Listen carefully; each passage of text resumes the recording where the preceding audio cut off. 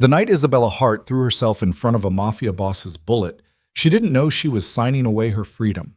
She thought she was saving a stranger. Instead, she woke up in a gilded cage, owned by the most dangerous man in Verona City, Dominic Caruso. A man whose kiss could feel like salvation and whose rage could burn the world down.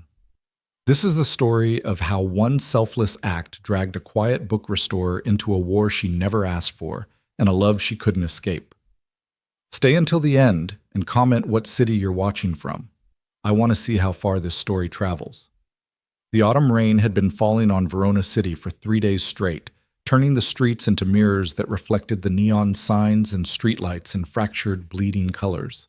October had arrived with a vengeance, bringing with it the kind of cold that seeped into your bones and made you remember every mistake you'd ever made. Isabella Hart stood in the back room of Restoration and Remnants. Her small bookshop tucked between a closed-down pawn shop and a Vietnamese restaurant on Castellan Street. The smell of old leather and aged paper filled her lungs. Familiar, comforting, safe. In her hands, she held a first edition of Wuthering Heights, its spine cracked with age, its pages yellowed but still intact.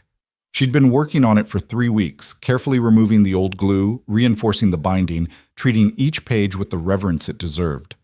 This was her world. Quiet, controlled, predictable. It was the world she'd built after everything fell apart. "You're still here?" Marcy's voice cut through her concentration. Her friend and part-time shop assistant stood in the doorway, already wrapped in her coat, her dark hair pulled back in a messy bun. "Bells, it's almost 9. Even the ghosts have gone home." Isabella didn't look up. "Just finishing this section. The binding was more damaged than I thought." "It's always more damaged than you think." Marcy walked closer, her boots clicking on the hardwood floor. "You know what your problem is? You care too much about broken things." The words landed harder than Marcy intended. Isabella's hand stilled on the book, and for a moment the only sound was the rain hammering against the windows. "I'll lock up," Isabella said quietly. "You should go. Ben's waiting." Marcy studied her for a long moment, her expression softening. "You can't keep doing this, working until you're too tired to think. It's been 2 years, Bells. Michael wouldn't want—" "Marcy." Isabella's voice was gentle but firm. "Please." Her friend sighed, recognizing the wall when she hit it. "Fine, but I'm bringing you real food tomorrow. None of this coffee and crackers nonsense." She paused at the door. "Lock up behind me. This neighborhood's getting worse." "I will. Good night, Mars." The door chimed as Marcy left, and then Isabella was alone again. Just the way she liked it, just the way she needed it. She returned to her work, her hands moving with practiced precision. The truth was, Marcy wasn't wrong. She did care too much about broken things. But broken things didn't hurt you. Broken things didn't leave. Broken things could be fixed if you were patient enough, careful enough, if you paid enough attention to the cracks and tears and places where everything had come apart. Unlike people, unlike her brother. Michael's face flashed through her mind, laughing, 22 years old, full of life and bad decisions. The car accident had been ruled her fault. She'd been driving. She'd been the one who looked away for just a second. She'd been the one who lived. Isabella pushed the memory down, deep where it couldn't reach her. Work, focus. One stitch at a time, one page at a time, one day at a time. The gunshot shattered the silence like a hammer through glass. Isabella's head snapped up, her heart lurching into her throat. The sound had come from outside, close, too close. Then another shot. And another. The rapid-fire crack of automatic weapons filled the night, turning Castellan Street into a war zone. She dropped the book and ran to the front window, her breath coming in short gasps. Through the rain-streaked glass, she saw chaos unfolding like a scene from a nightmare. 2 black SUVs had boxed in a silver Maserati in the middle of the street, their headlights cutting through the rain. Men in dark clothes were pouring out, weapons raised, shouting in voices that carried more violence than words. The Maserati's driver's side door was open, and behind it, using it as cover, was a man. Even from her window, even through the rain and darkness, Isabella could see him clearly. Tall, broad-shouldered, dressed in a suit that probably cost more than her monthly rent. His face was composed, impossibly, terrifyingly composed, as bullets sparked off the car around him. He had a gun in his hand, returning fire with movements that were too smooth, too practiced. This wasn't his first gunfight. "Get inside," Isabella whispered to the empty shop, her hands pressed against the glass. "Just get inside somewhere safe." But there was nowhere safe. The men were closing in, a tightening noose of violence. She watched as one of them circled wide, flanking the Maserati, getting into position. The man behind the car door couldn't see him, couldn't see the gun being raised, aimed at his back. Isabella's body moved before her mind caught up. She was through the door, the bell chiming cheerfully behind her, a sound so absurdly normal it almost made her laugh. The rain hit her like a fist, cold and hard, soaking through her cardigan in seconds. Her feet splashed through puddles as she ran into the street, her voice tearing from her throat. "Get down!" Time did something strange then. It didn't slow down exactly. That only happened in movies. Instead, everything became hyper-real, every detail burning into her memory with painful clarity. The man behind the car door turned, his eyes finding hers across the distance. They were dark, so dark they were almost black, and in them she saw surprise, followed immediately by fury. Not at her, at the situation, at the fact that a civilian had just run into his war. The gunman who'd been flanking him pivoted, his weapon tracking toward Isabella. She saw the barrel, saw his finger on the trigger, saw the moment he decided she was acceptable collateral damage. The man behind the car door moved. He was fast, impossibly fast, but not fast enough. He was too far away. He couldn't reach her, couldn't save her. But he tried anyway. He lunged from behind the car door, his gun coming up, his voice a roar that cut through the rain. "No!" Isabella didn't think. She threw herself forward, her body colliding with his as the gun went off. The sound was deafening, so close it felt like it was inside her head. Something hit her, a freight train made of fire, slamming into her shoulder and spinning her around. She fell, the wet pavement rushing up to meet her. The man tried to catch her, his arm wrapping around her waist, but gravity won. They went down together, him twisting his body to take the impact, her landing half across his chest. Pain exploded through her shoulder, white-hot and overwhelming. She tried to scream, but nothing came out. The rain fell on her face, mixing with tears she didn't remember shedding. "Stay down!" The man's voice was right in her ear, rough and commanding and edged with something she couldn't name. Fury, fear. "Don't move! Don't you dare move!" Gunfire erupted again, so close she could feel the percussion in her chest. The man shifted beneath her, his body curling around hers, protecting her even as he raised his weapon over her shoulder and fired. Once, twice, 3 times. Someone screamed, tires squealed. The black SUVs were retreating, their doors slamming shut, engines roaring as they fled into the night. And then silence. Just the rain and her ragged breathing and the thunder of her heart. "You're shot." The man's voice had changed, gone cold and clinical. His hand was on her shoulder, pressing down, and the pain that shot through her made her vision white out. "The bullet went through, clean. You're going to be fine." "I don't..." Isabella tried to speak, but her tongue felt too big for her mouth. "I don't feel fine." "You will." He shifted, sitting up, pulling her with him. She got her first clear look at his face, and even through the haze of pain and shock, she understood that this was a man who commanded fear. Sharp features, a jaw that could have been carved from marble, and those eyes, those impossibly dark eyes that promised violence to anyone who crossed him. But right now, looking at her, they held something else. Disbelief. Anger. And beneath it all, the faintest flicker of something that might have been respect. "What the hell were you thinking?" he demanded. "Running into a firefight? Are you insane? You were going to die." The words came out slurred, her body starting to shake. Shock, probably. She'd read about shock. "He was behind you, going to shoot you. So you decided to save me." It wasn't a question.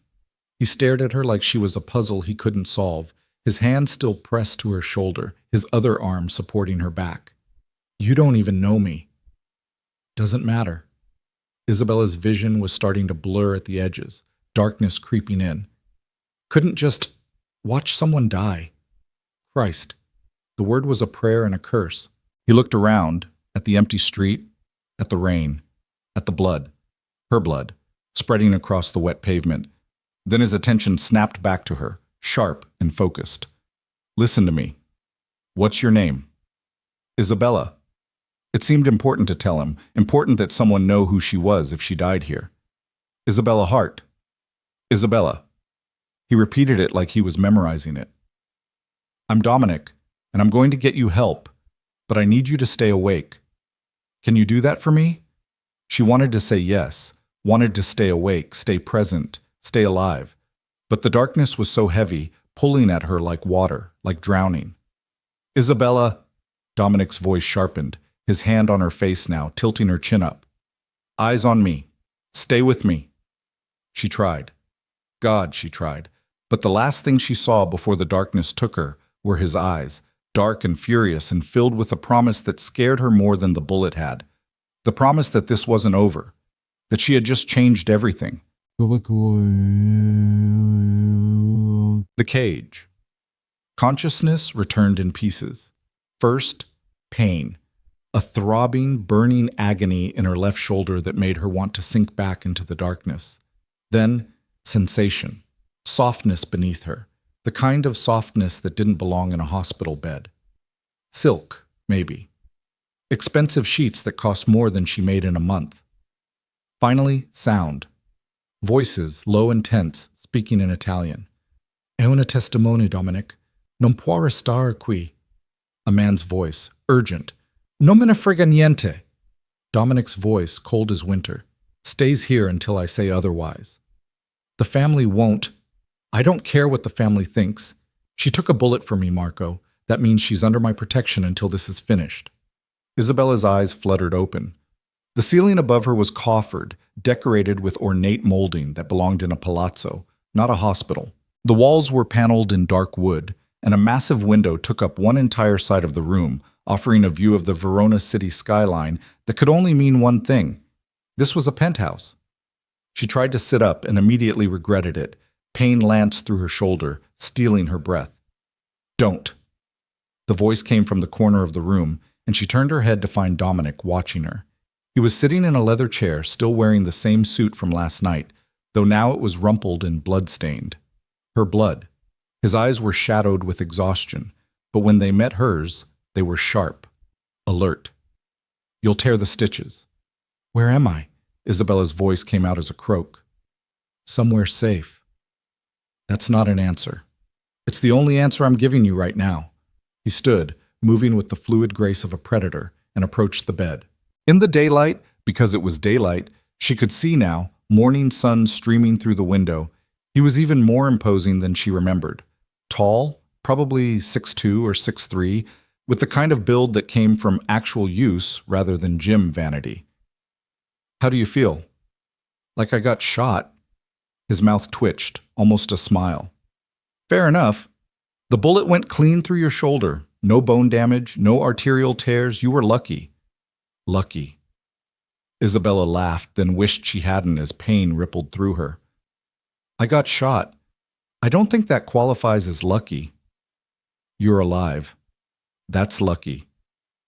He pulled a chair closer to the bed and sat, his gaze never leaving her face. The doctor said you'll be fine in a few weeks. Full recovery, no permanent damage. What doctor? Where am I really? This isn't a hospital. No, it's not. So She looked around again at the expensive furniture, the silk sheets, the door that probably locked from the outside. I'm being kept here. You're being protected here. Dominic's voice remained calm, reasonable, the kind of calm that felt dangerous. Isabella, those men last night weren't random criminals. They were professionals, trained, armed, and they saw your face. They know you helped me. So call the police, file a report. I'll go into witness protection or whatever. The police can't protect you from these people. But you can. She met his eyes, saw the truth there before he even spoke. Yes. The single word carried absolute certainty, absolute confidence, the kind of confidence that only came from one source, power. Real power, the kind that lived in the shadows and didn't need uniforms or badges. Who are you? Isabella asked, though part of her didn't want to know the answer. Someone who owes you a debt. He leaned forward, his forearms resting on his knees. You saved my life, Isabella Hart. That means something in my world. It means I keep you safe until the threat is neutralized. Your world. She repeated the phrase, tasting the weight of it. What world is that? One you don't want to be part of. He stood abruptly as if the conversation was over. There's food being brought up, clothes in the closet, all your size, everything you need. The bathroom is through there. He gestured to a door on the left. Don't try the main door. It's locked, and there are guards outside. Guards. The word stuck in her throat. So I am a prisoner. You're a guest. But his eyes said something different. One who's alive because she made a very brave, very stupid decision last night. Try to remember that when you're angry about the locked door. He turned to leave, but Isabella's voice stopped him. Dominic. He looked back, one hand on the door frame. Thank you, she said, the words feeling strange on her tongue. For getting me help, for whatever this is. For a moment, something flickered across his face. Surprise, maybe, or something softer. Then it was gone, replaced by that mask of cold control. Get some rest, he said. We'll talk more later. The door closed behind him with a soft click, followed by the unmistakable sound of a lock engaging. Isabella stared at the ceiling, her shoulder throbbing, her mind racing. She'd saved a stranger's life, and now she was locked in a penthouse, being protected by a man who spoke Italian with his guards and had the kind of authority that didn't need explanation. Whatever world she'd stumbled into last night, she had a feeling it was going to be a lot harder to leave than it had been to enter. The revelation. 3 days passed in the gilded cage. Isabella spent them cataloging her prison. The room was enormous, larger than her entire apartment. The bathroom was marble and chrome, with a shower that had more settings than her car. The closet held an entire wardrobe in her exact size. Jeans, sweaters, dresses, even pajamas, all designer brands she'd only seen in magazine ads. Someone had been very thorough. The window didn't open, she discovered. The glass was thick, probably bulletproof, offering a view of the city she couldn't touch. She was 40 stories up, maybe more, in a building she didn't recognize. At night, the city lights spread out below her like scattered diamonds, beautiful and distant. Food appeared 3 times a day, delivered by a silent woman named Elena, who wouldn't meet her eyes and hurried out as quickly as possible. The meals were elaborate. Pasta with fresh vegetables, perfectly grilled fish, salads with ingredients Isabella couldn't even name. Nothing like the cereal and coffee she usually survived on, but no matter how comfortable the cage, it was still a cage. Dominic came to check on her twice a day, morning and evening like clockwork. He'd ask how she felt, examine her shoulder with hands that were surprisingly gentle, and provide vague non-answers to every question she asked. When can I leave? Soon. What happened that night? A business dispute. Who were those men? No one you need to worry about.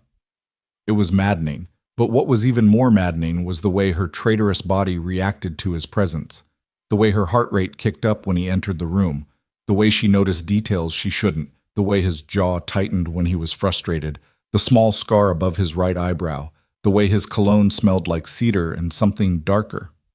She was attracted to him. Despite the situation, despite the locked door, despite everything screaming that this man was dangerous, maybe because of it. On the 4th morning, Isabella woke to find Elena had brought breakfast but left the door slightly ajar. Probably an accident. The older woman was usually so careful. Isabella stared at that gap for a long moment, her heart pounding. Then she made a decision. She got out of bed slowly, testing her shoulder. It still hurt, but the pain had dulled to a persistent ache rather than the sharp agony of the first few days. She could move, she could walk, she could explore. The hallway outside was wide and elegant, with more of that dark wood paneling and artwork that probably cost more than her shop. Isabella moved quietly, barefoot on the thick carpet, following the sound of voices. The apartment, if you could call something this massive an apartment, seemed to go on forever. She passed a formal dining room, a study lined with books, a room that appeared to be set up as a home gym. Finally, she found the source of the voices. A large living area, all leather furniture and floor-to-ceiling windows. Dominic stood by the window, his back to her, phone pressed to his ear. Two men in dark suits flanked him, their attention on whatever conversation was happening. No, I don't care what Nico says, Dominic was speaking, his voice hard. The shipment goes through my channels, or it doesn't go at all. Make sure he understands that. Yes.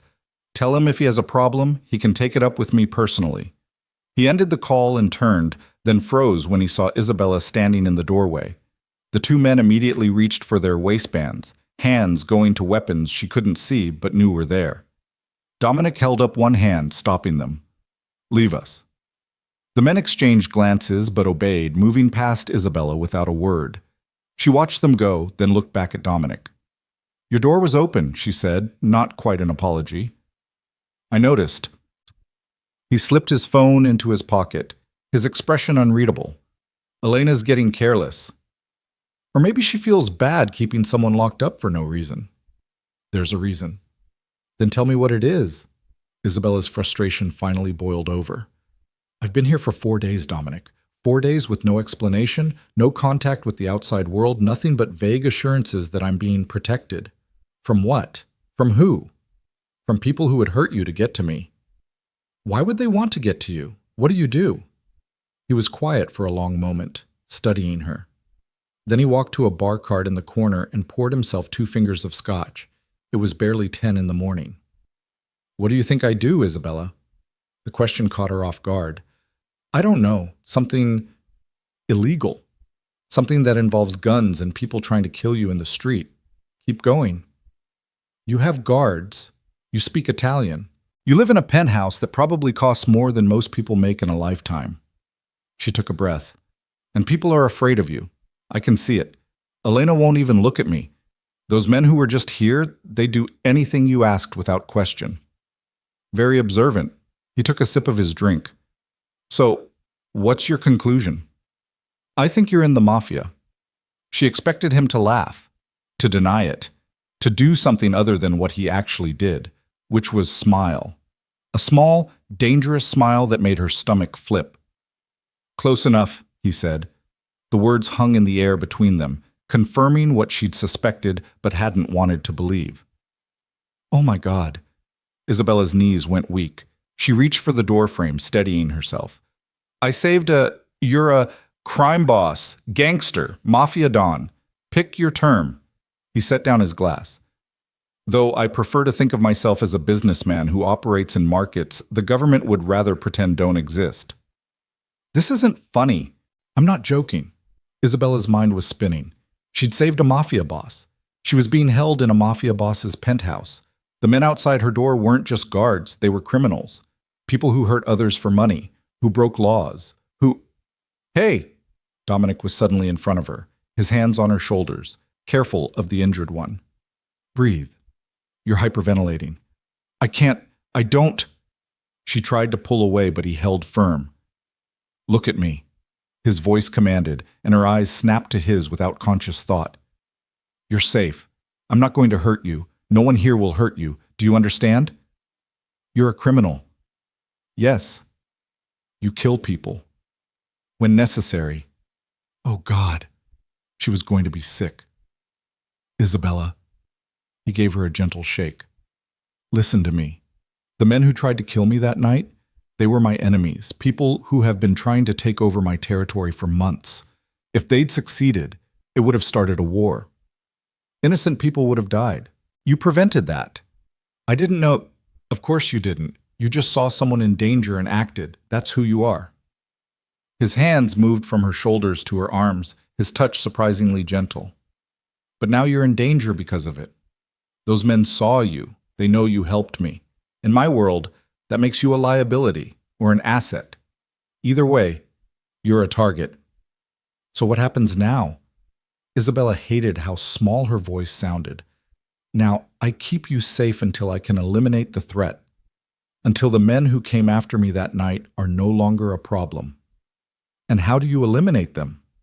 His eyes went cold. However, I have to. Isabella shivered, suddenly very aware of how close he was standing, how his hands were still on her arms, how she could see the faint stubble on his jaw, the tired lines around his eyes that said he hadn't been sleeping well. I want to go home. she whispered. I know. Something in his expression softened. But you can't. Not yet. I'm sorry. Are you? Sorry? More than you know. He released her, stepping back, putting distance between them again. I never wanted to drag a civilian into this. Into my life. But you're here now, and I will do everything in my power to keep you safe until you can leave. That's a promise. Why? The question slipped out before she could stop it. Why do you care? You don't know me. You took a bullet for me. He said it like that explained everything. In my world, that kind of loyalty is worth more than gold, even if you didn't know what you were being loyal to. They stood there for a moment, the morning sun streaming through the windows, the city sprawling below them, and Isabella realized with a strange certainty that her life would never be the same. That quiet bookshop, those peaceful evenings with old paper and cracked bindings, that version of her life was gone. She'd run into a war zone to save a stranger, and now she was living with the consequences. Can I at least call someone? She asked finally. My friend Marcy, she'll be worried. The shop, already taken care of. Dominic moved to a side table and picked up a phone. Elena has been going to your shop every day, keeping it open.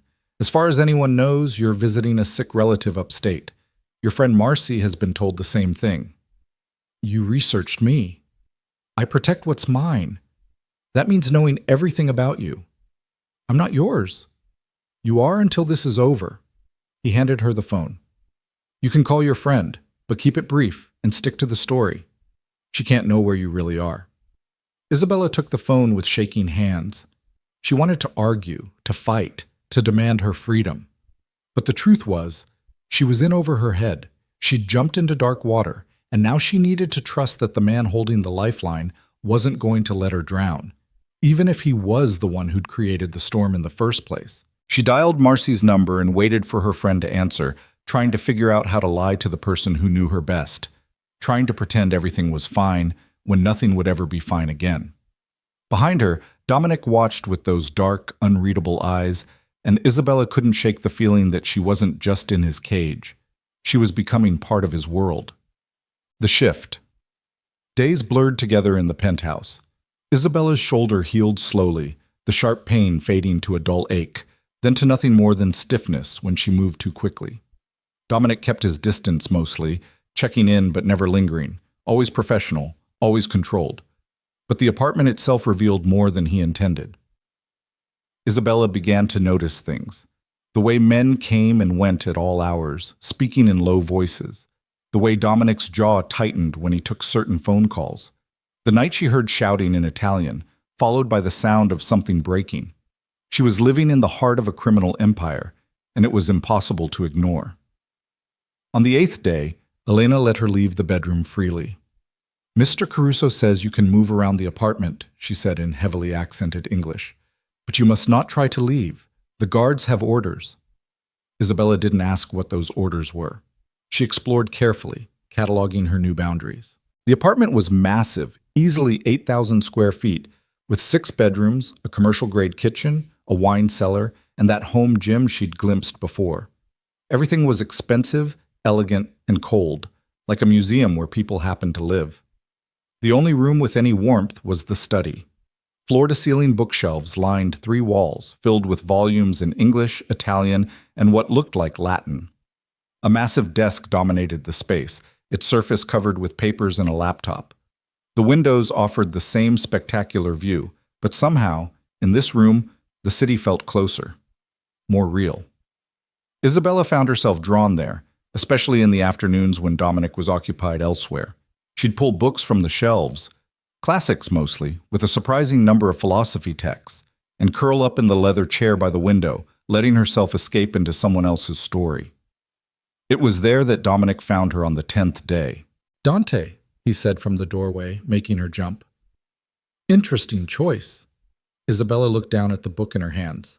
Inferno, with annotations in the margins. It was on the shelf. Those annotations are my father's. He entered the room, moving to the bar cart that seemed to be a fixture in every space.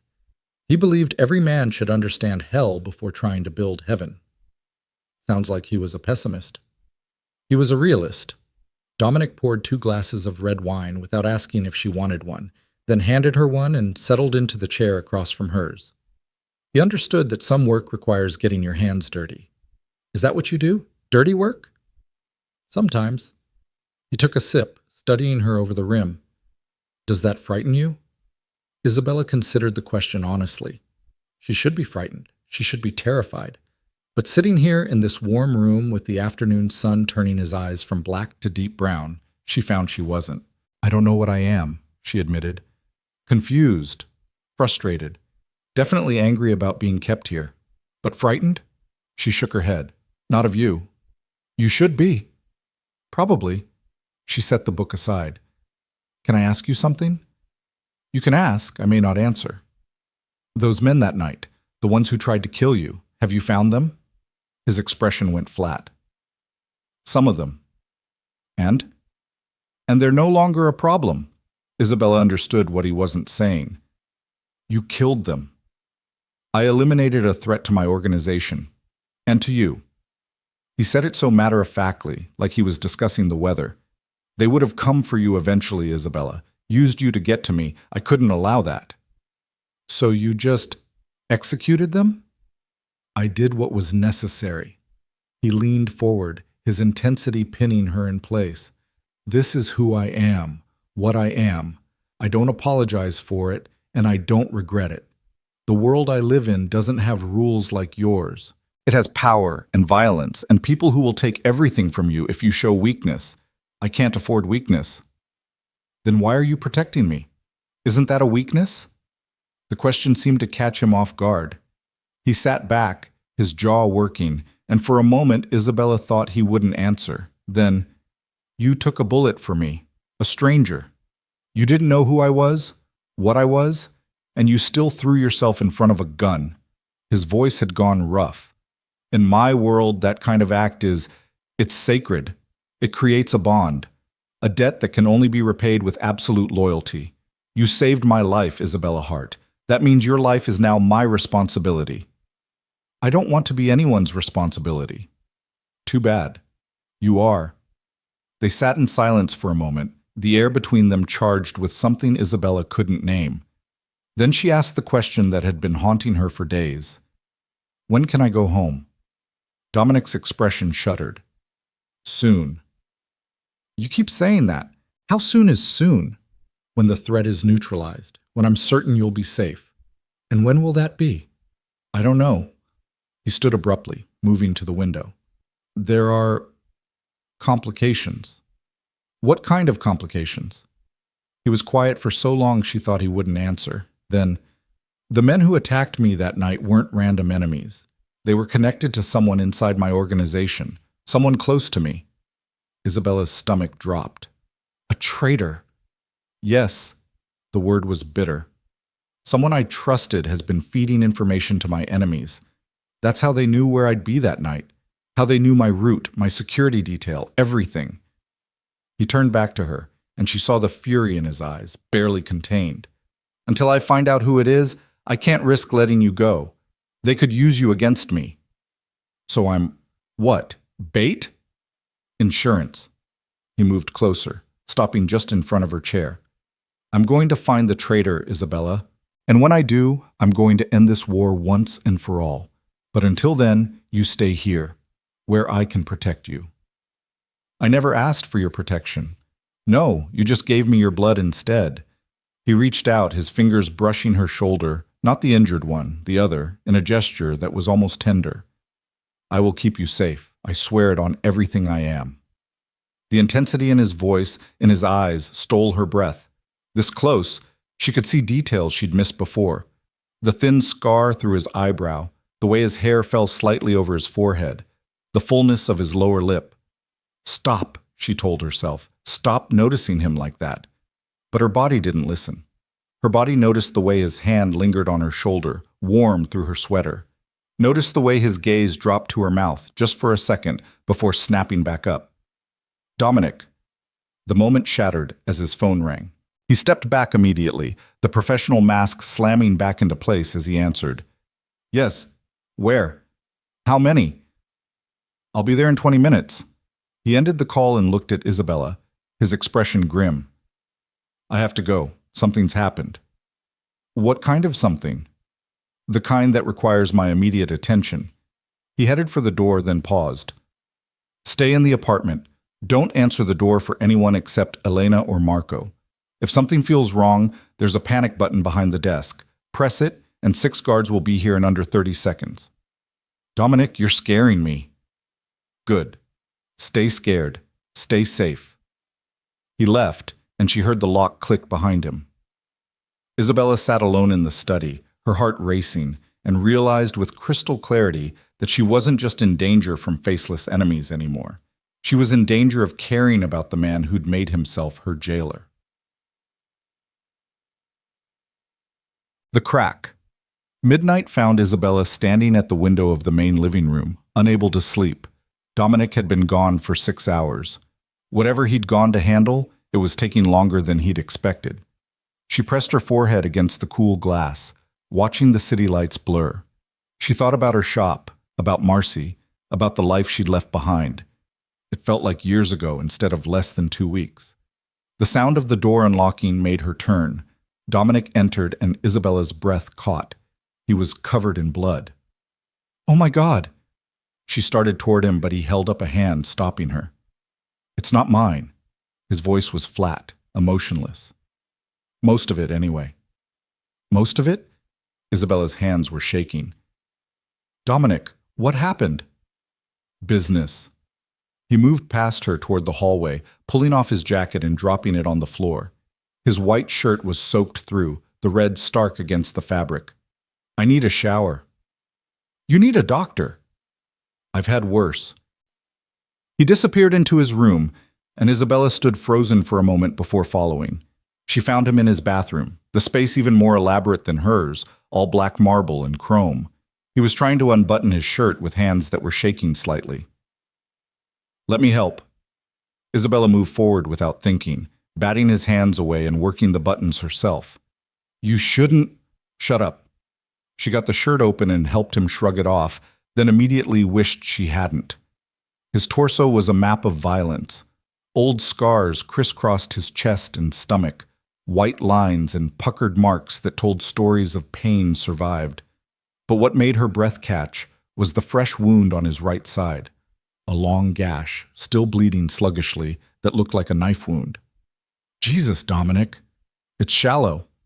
He moved to the shower and turned on the water, steam immediately beginning to fill the space. Just a scratch. That is not a scratch. Isabella grabbed his arm before he could step under the spray. You need stitches. I've got a first aid kit. I'll handle it after. Like hell you will. Sit. She pointed at the marble bench built into the shower enclosure. Now. To her surprise, he obeyed. Maybe he was too tired to argue. Maybe he hurt worse than he was letting on. Either way, he sat, and Isabella found herself standing between his legs, examining the wound while the shower steamed around them. This is going to need cleaning first, she said, trying to sound clinical, trying to ignore the fact that she was touching his bare skin, that he was half naked in front of her, that the water was starting to soak through her clothes. There's medical supplies in the cabinet. He gestured to one of the drawers. Third one down. Isabella found antiseptic, gauze, and what looked like a professional-grade suture kit. Of course he had a suture kit. She brought it all back to where he sat and knelt down, level with the wound. This is going to hurt. It already hurts. She pressed the gauze soaked in antiseptic to the gash and felt him tense under her hands. But he didn't make a sound, didn't flinch away. He just sat there, breathing carefully, while she cleaned the wound. What happened tonight? She asked quietly, focusing on her work rather than looking at his face. Found out who's been passing information to our enemies. His voice was rough. Had to handle it. Handle it how? You don't want to know. Maybe I do. He was quiet for a moment, then, he was family, my cousin, someone I've known my whole life. The pain in his voice had nothing to do with the wound. He sold us out for money. For a chance at power, he thought he deserved more than I did. Isabella's hand stilled. What did you do to him? What I had to. He reached up, his hand covering hers where it rested against his ribs. This world, Isabella, it doesn't forgive betrayal. Can't. Once you show that kind of weakness, that mercy, everyone comes for you. My father taught me that. Your father sounds like he was hard. He was necessary. Dominic's thumb stroked across her knuckles, the gesture unconscious. He built this organization from nothing, kept our family safe, our territory secure.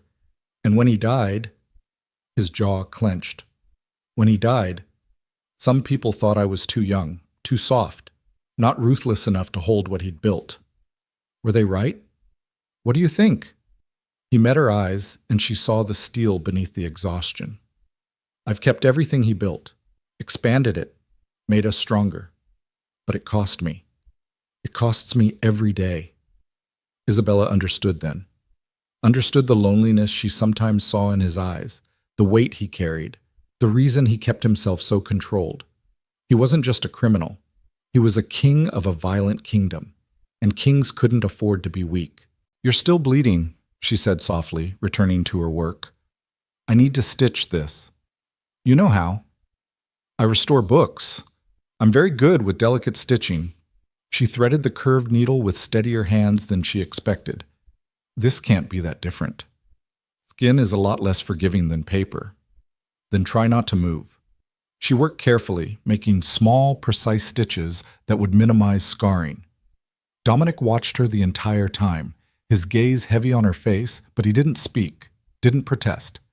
Just let her work, his hand still resting over hers on his ribs, warm and solid and somehow anchoring. When she tied off the last stitch, Isabella sat back on her heels, suddenly aware of how close they were, how intimate this moment was, kneeling between his legs in a steaming bathroom, her hands on his skin, his eyes dark and intense and fixed on her face. Thank you, he said quietly. For what? For not running. For not being afraid of what I am. His free hand came up to cup her cheek, his thumb brushing across her cheekbone. Most people would be. I told you, I'm not afraid of you. You should be. But he said it like a confession, like a plea. I'm not a good man, Isabella. Maybe not. She turned her face into his palm, just slightly. But you're not as bad as you want everyone to think either. Something broke in his eyes. The control he kept so carefully cracked, and she saw the man beneath, tired, lonely, desperate for something he wouldn't name. His hand slid from her cheek to the back of her neck, fingers tangling in her hair. This is a mistake, he whispered. Probably. You should go, back to your room. Probably. But neither of them moved. They stayed frozen in that moment, the steam swirling around them, the water still running, the world outside forgotten. Isabella could feel his heartbeat against her palm, fast and hard. Could see the war in his expression, duty against desire, protection against possession. Then he made his choice. He pulled her up, his other hand spanning her waist, and kissed her. It wasn't gentle, wasn't careful. It was desperate and fierce and tasted like blood and rain and surrender. Isabella gasped against his mouth, her hands flying to his shoulders, and he groaned, deepening the kiss, pulling her closer until she was practically in his lap. She should stop this, should pull away, should remember that he was a criminal, that she was his prisoner, that this was insane. But God help her, she didn't want to stop. She wanted to drown in him, in this moment, in the fire that had been building between them since the night he'd caught her in his arms and promised her vengeance. She kissed him back with everything she had, tasting his desperation, feeling his need matching her own. When they finally broke apart, both breathing hard, Dominic pressed his forehead to hers. Fuck, he breathed. Isabella. The sound of his phone ringing shattered the moment. He pulled away, his expression closing off even as he reached for the device on the counter. What? Yes. Are you certain? Double the security on all entrances. I'll be there in an hour. He stood, putting distance between them, and when he looked at her again, the vulnerability was gone. The king was back. You should go, he said, his voice flat. Get some sleep. Dominic, please. The word was ragged. Just go. Isabella wanted to argue, wanted to demand they talk about what just happened, but she saw the exhaustion in every line of his body, saw the way he was holding himself together by pure will, and decided mercy was worth more than answers. Get some rest, she said quietly. You need it. She left him standing in the steam, and as she walked back to her room, she touched her lips where she could still taste him. Everything had changed. Again. And Isabella had no idea if that was salvation or damnation. The morning after the kiss arrived with pale sunlight and a silence so heavy it felt like drowning. Isabella woke with her fingers pressed to her lips, still tasting him, still feeling the desperate press of his mouth against hers. She'd barely slept, her mind replaying the moment over and over. The steam, his hands in her hair, the way he'd looked at her like she was salvation and damnation wrapped in the same skin. She should regret it. Should be horrified that she'd kissed a man who'd admitted to killing his own cousin just hours before. But regret felt distant, theoretical, like something that belonged to the woman she'd been 2 weeks ago. That woman was gone. The bullet had killed her as surely as it had torn through Isabella's shoulder. When she finally emerged from her room, the apartment felt different, emptier. She found Elena in the kitchen, preparing breakfast with the same silent efficiency. But when Isabella asked where Dominic was, the older woman's expression tightened. Mr. Caruso had business. He left early this morning. When will he be back? Elena wouldn't meet her eyes. I don't know, miss. The evasion was clear. Dominic was avoiding her.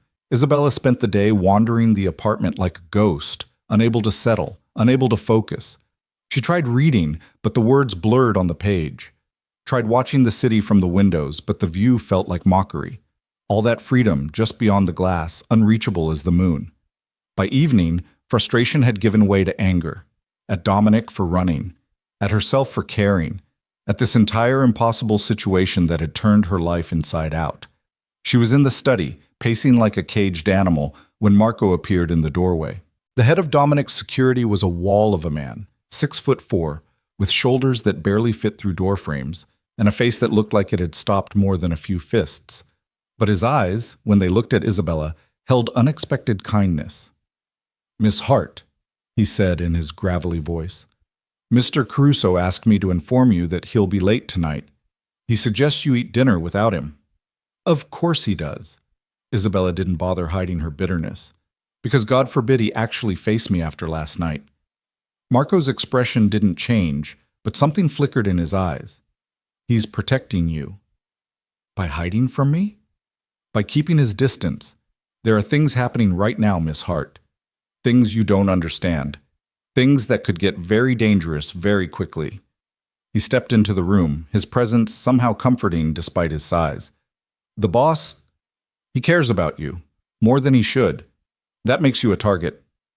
I didn't ask to be anyone's weakness. No one ever does. Marco moved to the window, looking out at the darkening city. I've known Dominic since he was 16 years old, watched him grow from an angry kid who'd just lost his father into the man he is now. And in all that time, I've never seen him look at anyone the way he looks at you.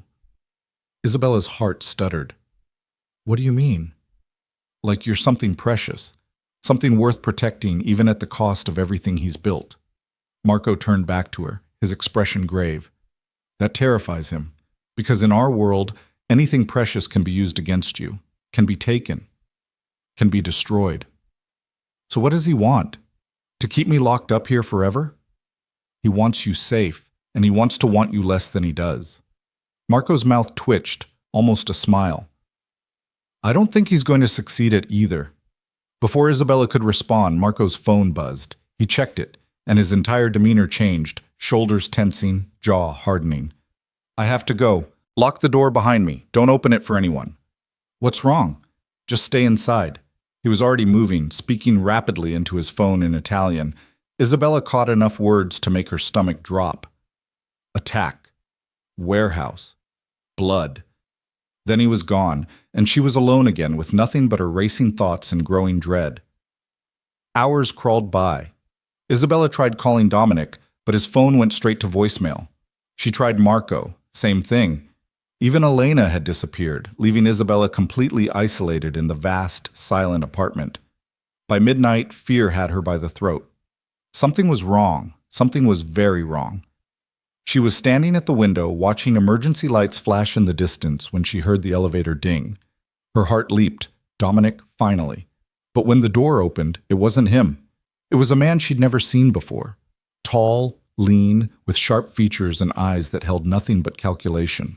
He wore an expensive suit and moved with the same predatory grace as Dominic, but where Dominic's presence felt controlled, this man's felt hungry. "Isabella Hart." He smiled and it didn't reach his eyes. "We finally meet."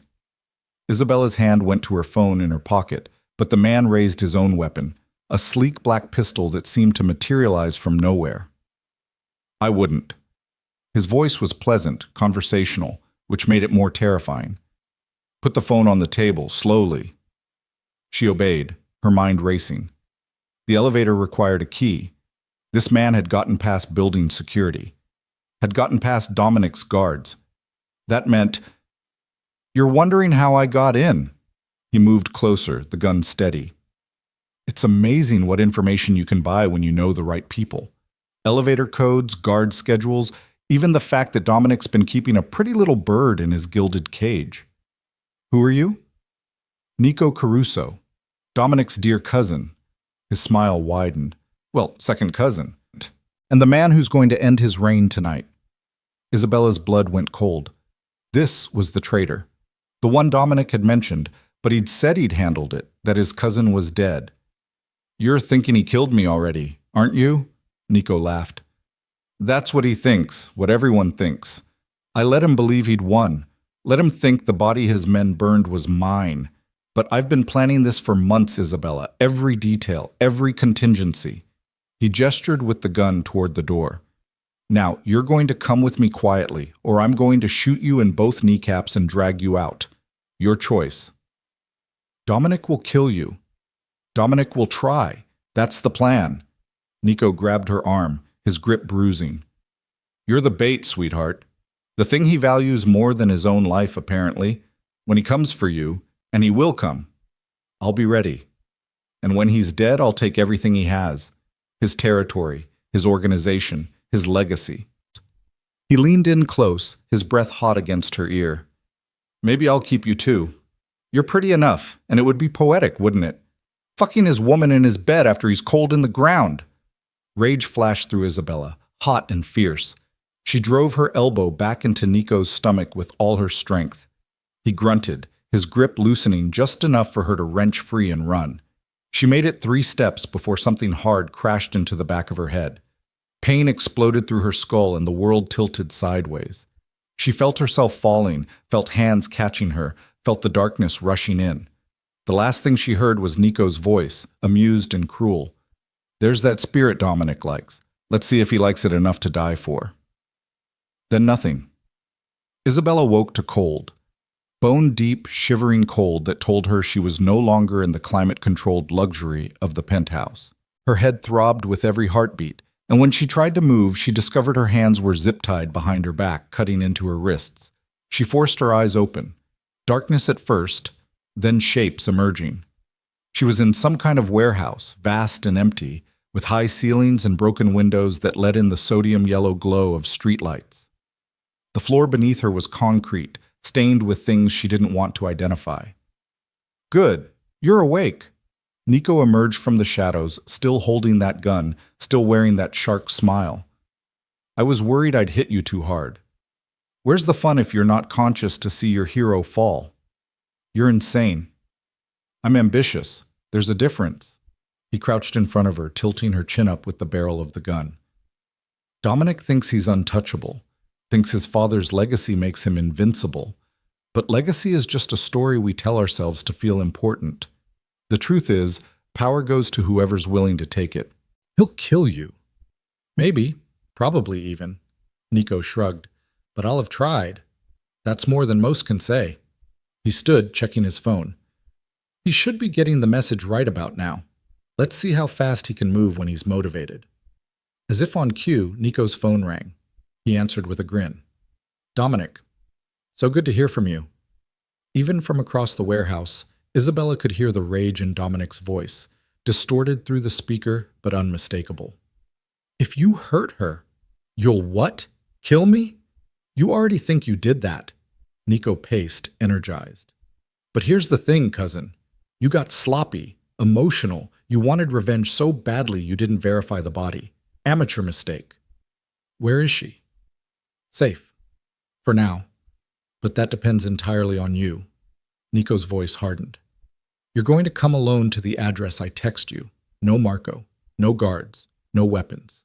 Just you, being the hero for your little bookworm. And if I see anyone else, if I even suspect you've brought backup, I'll put a bullet in her head and send you the video. I'll kill you slowly. Dominic's voice had gone quiet, which was somehow more terrifying than shouting. I'll make it last days, Nico. I'll make you beg for death. Looking forward to it. You have 1 hour. He ended the call and looked at Isabella. Your boyfriend's very motivated, almost romantic if it wasn't so pathetic. He's not my boyfriend. Please. I've had people watching you two for days, the way he looks at you, the way he's turned his entire operation upside down, keeping you safe. Nico laughed. He's obsessed. An obsession makes men stupid. Isabella said nothing, her mind racing. Dominic would come. She knew that with absolute certainty, and Nico would be ready.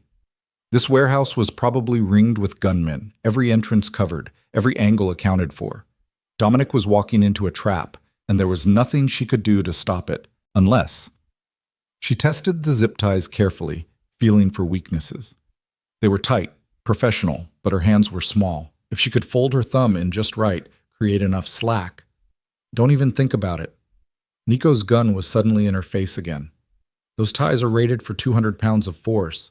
You're not breaking them. Worth a try. I like you, Isabella. You've got spine. He moved away, checking his phone again. It's almost a shame you got involved with Dominic. In another life, we might have been friends. In another life, you wouldn't be a psychopath. See, that's where you're wrong. I'm not crazy. I'm clear-eyed. I see the world exactly as it is, a place where the strong take what they want and the weak pretend morality makes them better. He gestured around the warehouse. This empire Dominic's father built? It was founded on blood and violence and the willingness to do whatever it takes. But somewhere along the way, Dominic forgot that, got soft, started caring about things like loyalty and honor and protecting civilians who jump in front of bullets. His eyes found hers, hard and cold. That softness is going to kill him, and I'm going to be the knife. 45 minutes later, Isabella heard the sound of an engine outside. Car door slamming. Footsteps approaching the warehouse entrance. Nico smiled. Showtime. The warehouse door opened and Dominic stepped through. He was alone, as ordered, wearing dark jeans and a black jacket. No visible weapons. But the look on his face, Isabella had seen him angry before, had seen him cold and controlled. This was different. This was fury stripped of its civilized veneer, raw and primal and absolutely terrifying. His eyes found hers across the warehouse, and something in them softened, just for a moment, just long enough for Isabella to see the fear beneath the rage. I'm here, Dominic said, his voice echoing in the empty space. Let her go. Not quite yet. Nico moved behind Isabella, one hand fisting in her hair, the gun pressed to her temple. First, we're going to talk about how this ends. It ends with you dead. Maybe. But you first. Nico jerked his head, and men emerged from the shadows. 6 of them, all armed, all positioned to create a perfect crossfire. You see, Dominic, I learned from your father, too. He taught me that you don't leave anything to chance. You don't assume. You plan for every contingency. Dominic's eyes tracked the gunmen, calculating odds that Isabella knew were impossible. 7 against 1. No cover, no weapons. He was going to die here. The girl is nothing to me, Dominic said, his voice flat. Just someone I was using for leverage against her brother's debts. You want to kill her? Go ahead. But this is between you and me, Nico. Always has been. The words hit Isabella like a physical blow. Using her? Leverage? Was any of it real? But then she saw his eyes, saw the message there, silent and desperate. He was lying, trying to make Nico think she didn't matter, that killing her would gain him nothing. Nico saw it too. He laughed, the sound bouncing off the warehouse walls. Nice try. But I've seen the way you look at her. She matters, Dominic. She's your weakness, and that means she's my weapon. You want me dead? Then do it. But let her go first. She's got nothing to do with this. She has everything to do with this. She's the proof that you're not the cold, calculating Don Daddy tried to raise. You're just a man, Weak, human, vulnerable. Nico's grip tightened in Isabella's hair, making her gasp. When you're gone, when I've taken everything you had, I want the whole city to know why. I want them to see that Dominic Caruso fell because he cared more about some nobody civilian than he did about power. Then you've already lost. Dominic took a step forward, and immediately 6 guns trained on him. He didn't stop. Because power without something worth protecting is just violence, just noise. My father understood that. He built this organization to protect our family, our people, not to feed his own ego. Your father was a dinosaur who died because he trusted the wrong person. Nico's smile was vicious, just like you're going to die because you loved the wrong woman. The word hung in the air, loved, and Isabella's breath caught. Dominic's expression didn't change, but something flickered in his eyes. Acknowledgement, acceptance, truth. You're right, Dominic said quietly. I do love her. That's not weakness, Nico. That's the only thing that makes any of this worth doing. Time fractured. Nico's finger tightened on the trigger. Dominic moved impossibly fast, his hand going to the small of his back where the gunshot was deafening in the enclosed space. Isabella screamed, certain she was about to watch Dominic die. But it wasn't Dominic who fell. One of Nico's gunmen dropped, blood spreading from the hole in his forehead. Then another, then another. Precise, professional shots coming from somewhere in the warehouse rafters. Marco. Dominic had brought backup after all. Chaos erupted. Nico's remaining men scattered, returning fire at targets they couldn't see. Dominic pulled a gun from an ankle holster and dropped behind a concrete pillar. And Nico. Nico dragged Isabella to her feet, using her as a human shield. The gun pressed so hard against her temple she felt the metal grinding against bone. Stand down! Nico shouted over the gunfire. Stand down, or she dies! The shooting stopped. Silence fell, broken only by Isabella's ragged breathing and the drip of blood somewhere in the darkness. Come out, Dominic, Nico called. Come out or I paint the walls with her brain. For a moment, nothing. Then Dominic emerged from behind the pillar, hands raised, gun dangling from one finger. Don't, please. The please broke Isabella's heart. This man, this king of violence, was begging. Drop the gun. Dominic let it fall, the clatter echoing. Now kick it away. He obeyed, the gun skittering across the concrete. Nico backed toward the exit, dragging Isabella with him. Here's what's going to happen. I'm going to leave with the girl. You're going to stay here with your dead men and think about how badly you fucked up. And then, when I'm safe, when I'm far away from your reach, I'm going to send you her fingers, one at a time, until you understand what it costs to cross me. Take me instead. Dominic took a step forward. Let her go. Take me. I'll go quietly. I won't fight. Just don't hurt her. And miss the look on your face when you realize you failed to save her? Not a chance. They were at the door now. Outside, Isabella could hear an engine running. Nico was going to get away, was going to take her somewhere Dominic couldn't follow, couldn't save her. She had one chance. One moment before they were gone. Isabella remembered the self-defense class Marcy had dragged her to 3 years ago. The instructor's voice in her head, if someone has a gun to your head and they're moving you, they probably won't shoot. They need you alive for leverage. That's your window. She stopped resisting. Let her body go limp, dead weight in Nico's arms. His grip shifted, adjusting, and for half a second the gun wasn't pressed quite as hard against her skull. Isabella drove her head backward with everything she had, feeling her skull connect with Nico's nose. He howled, his grip loosening, the gun wavering. She twisted, bringing her knee up into his groin with savage force. The gun went off. For a horrible second, Isabella thought she'd been shot, thought she'd feel the pain any moment, feel her life bleeding out onto the concrete. But she was still standing, still breathing, and Nico was staring down at the spreading red stain on his chest, his expression more surprised than pained. He looked up, past Isabella, to where Dominic stood with his backup piece drawn, smoke curling from the barrel. You hesitated, Dominic said, his voice empty. Fatal mistake. Nico's legs gave out. He fell to his knees, then pitched forward, dead before he hit the ground. Isabella stood frozen, covered in blood that wasn't hers, her whole body shaking.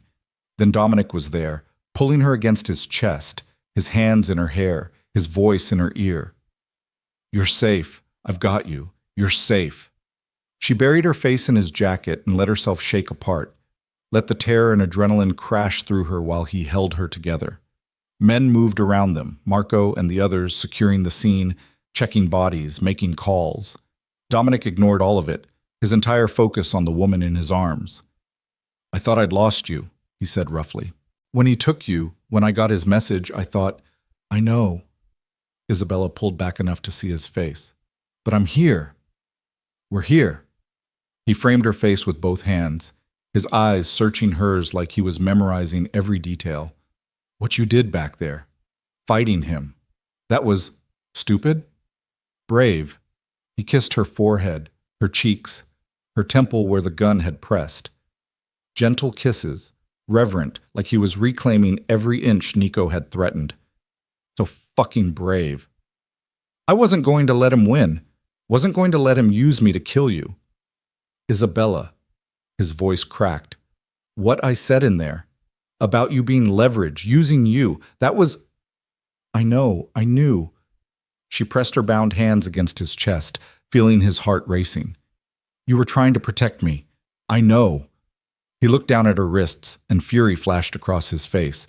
He pulled a knife from his boot and cut the zip ties with one swift motion, then gently rubbed circulation back into her hands. "Boss?" Marco approached, respectful but urgent. "We need to move. Police will be here soon." Dominic nodded but didn't let go of Isabella. "Can you walk?" "I think so." He kept one arm around her waist as they moved toward the exit, supporting her weight when her knees wanted to give out.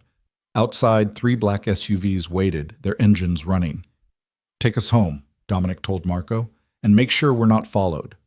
"Already done. The scene's being cleaned. As far as the cops will know, this was a gang dispute, no civilian involvement." Dominic helped Isabella into the back of the middle SUV, sliding in beside her. The door closed, and suddenly they were alone in the leather-scented darkness, the city lights streaking past the tinted windows. Isabella leaned against him, exhaustion crashing over her like a wave. "Is it over? Is he really dead?" "Yes." Dominic's arm tightened around her shoulders. "It's over. All of it. Nico was the last one. The last threat. So I can go home." "But—" She meant it as a statement, but it came out like a question. Dominic was quiet for a long moment. Then, "Is that what you want?" Isabella thought about her apartment, her shop, her quiet life of old books and silence. Thought about going back to that existence, to days where nothing happened and nights where she was safe and alone. It sounded unbearable. "I don't know what I want," she admitted. "Everything's changed. I've changed. How do I go back to normal after this? After you?" "You don't." He shifted, turning to look at her directly. In the dim light, his face was all shadows and sharp angles, but his eyes were soft. "Isabella, I need to tell you something. What I said in that warehouse, that you love me."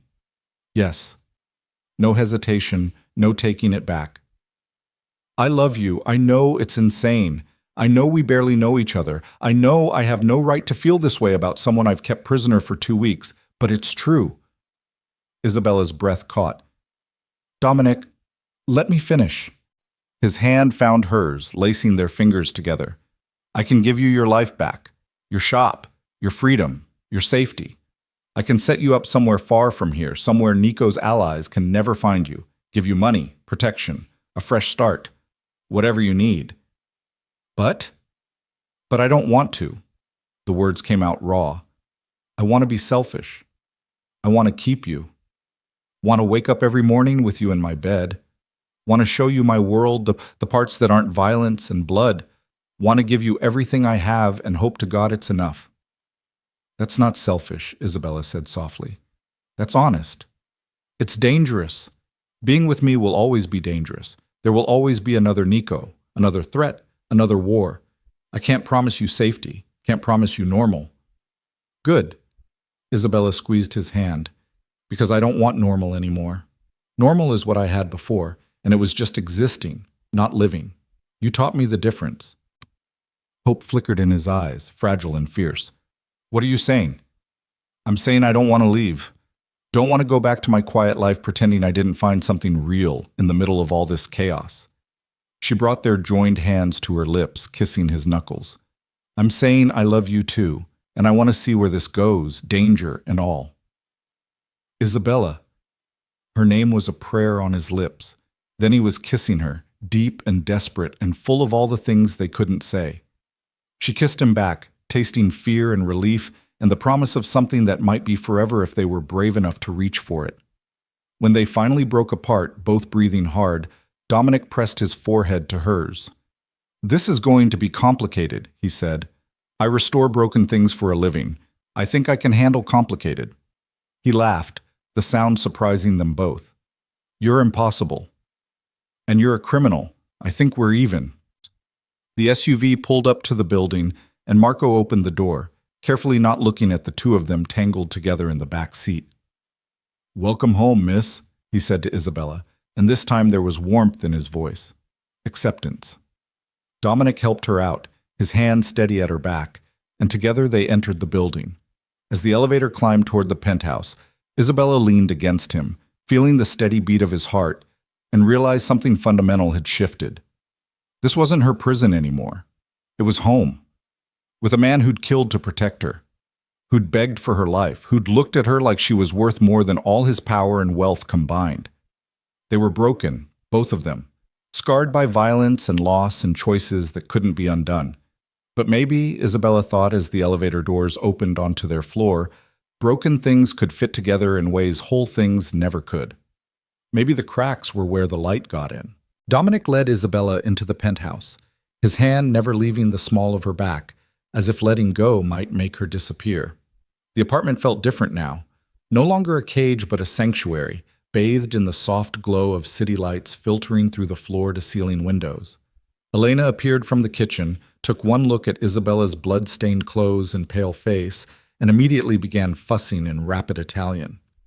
She's asking if you're hurt, Dominic translated, though his own eyes were doing their own careful inventory of her body, searching for injuries he might have missed. Tell her I'm fine, just tired. Isabella managed a weak smile for the older woman, who looked unconvinced but nodded and retreated to prepare tea. Dominic guided Isabella toward his bedroom, not the guest room she'd been occupying, but his own private space. She noticed the distinction but said nothing, too exhausted to analyze what it meant. The room was massive, decorated in dark woods and deep blues, dominated by a king-size bed that looked like heaven. You need to get cleaned up, Dominic said softly, his thumb brushing a spot of dried blood from her cheek. I'll have Elena bring you something to eat. Stay with me. The words came out before Isabella could stop them, vulnerable and raw. Please. I don't want to be alone right now. Something in his expression softened. I'm not going anywhere. He led her into the bathroom, that same marble sanctuary where she'd stitched his wounds just days ago. The role reversal wasn't lost on either of them. Dominic started the shower, testing the temperature with his hand, then turned to her. Can you manage, or do you need help? Isabella looked down at her trembling hands, at the blood crusted under her fingernails, and felt the enormity of the night crash over her. She'd been kidnapped, held at gunpoint, watched a man die. I don't think I can. Then I'll help. There was nothing predatory in his voice, nothing but gentle concern as he reached for the hem of her sweater. Tell me if you want me to stop. She didn't stop him.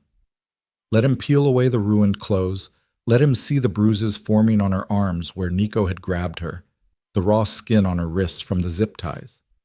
Each new mark made his jaw tighten, but he said nothing, just carefully helped her into the shower's warm spray. He followed her in, still fully dressed, and Isabella would have laughed if she had the energy. Instead, she leaned against him as he shampooed her hair with gentle fingers, as he washed away the blood and fear and violence until the water finally ran clear. I killed a man tonight, she said into the steam-filled silence. I headbutted him, kneed him, and when you shot him, I didn't feel sorry. I felt relieved. What does that make me? Human. Dominic tilted her face up, water streaming between them. It makes you human, Isabella, and a survivor. I watched the light go out of his eyes. I watched him die.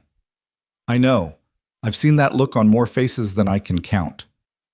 His hands framed her face, water droplets clinging to his eyelashes. It doesn't get easier. If it did, we'd be monsters. But you feel it, process it, and keep living. That's all any of us can do. How do you live with it? All the death? All the violence? I tell myself it's necessary, that I'm protecting something bigger than myself. He paused, his expression haunted. And sometimes, late at night, I wonder if my father was wrong. If all of this, the power, the empire, the blood, is worth what it costs. It was the most honest thing he'd ever said to her. Isabella pressed her hand to his chest, feeling his heartbeat steady and strong beneath her palm. What do you think? I think it was worth it because it brought you to me. He kissed her forehead, her temple, her cheek. I think everything I've done, every choice I've made, led to that moment in the street when you threw yourself in front of a bullet for a stranger. And if that was the price, I'd pay it again. Isabella stood on her toes and kissed him, tasting water and something sweeter, hope, maybe, or the promise of redemption. He responded immediately, his arms coming around her, pulling her close as the shower rained down on them both. When they finally broke apart, he turned off the water and wrapped her in a towel so soft it felt like clouds. He found her one of his shirts to sleep in, the fabric hanging nearly to her knees, and settled her into his bed with a tenderness that made her throat tight. I'll be right outside if you need anything, he said, starting to pull away. You said you weren't going anywhere. I meant the apartment. I didn't want to assume. Dominic, she caught his hand. I don't want to be alone, and I don't think you do either. He studied her for a long moment, something vulnerable flickering in his eyes. Then he stripped off his wet clothes, pulled on sleep pants, and slid into bed beside her.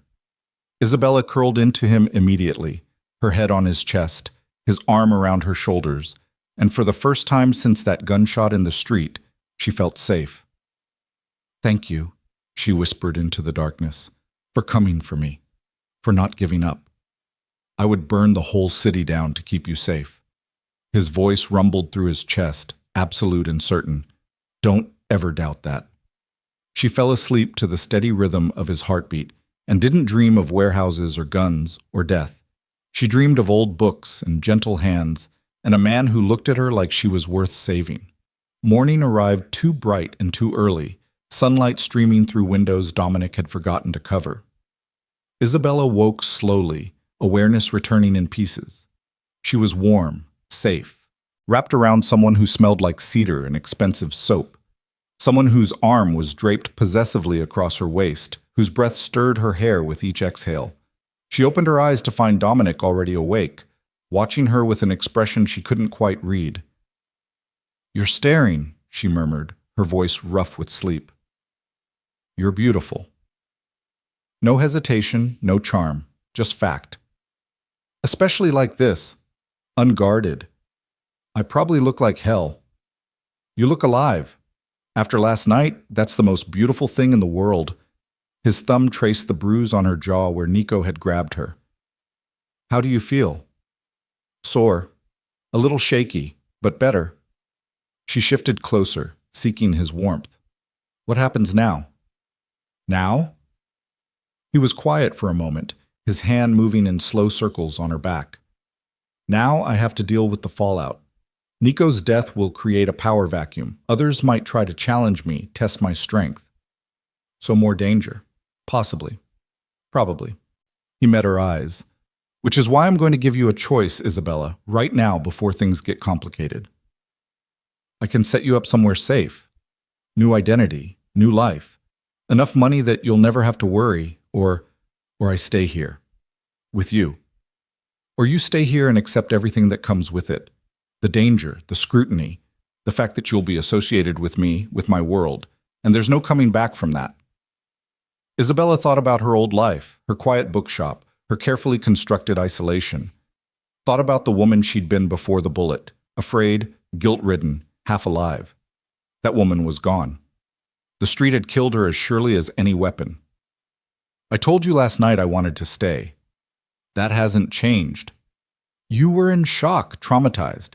I need to know you've really thought about this. I have. She pushed up on one elbow, looking down at him.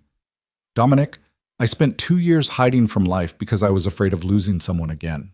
Afraid of the pain that came with caring. And then you happened. This happened. And I realized that safe isn't the same as alive. Being with me is the opposite of safe. I know, but it's real. It's vivid and terrifying and more alive than I've felt in years. She traced the scar above his eyebrow with one finger. I'm not naive. I know what you are, what you do. I know there will be more nights like last night, more danger, more violence. But I also know that I'd rather have one real moment with you than a lifetime of safe, empty days without you. Dominic stared at her like she'd just offered him the world. Then he rolled, pinning her beneath him, careful of her healing shoulder. You're sure? Because once you're part of my world, Isabella, you're mine. I don't share, and I don't let go. Possessive much? You have no idea. His mouth found the sensitive spot below her ear. Say yes. Tell me you're staying. Yes.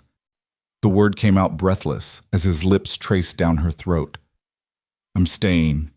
I'm yours. He kissed her then, deep and claiming, and Isabella felt the last of her reservations burn away. This was insane.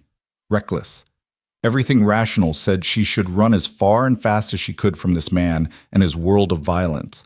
But her heart had made its choice, and for once, she was going to listen.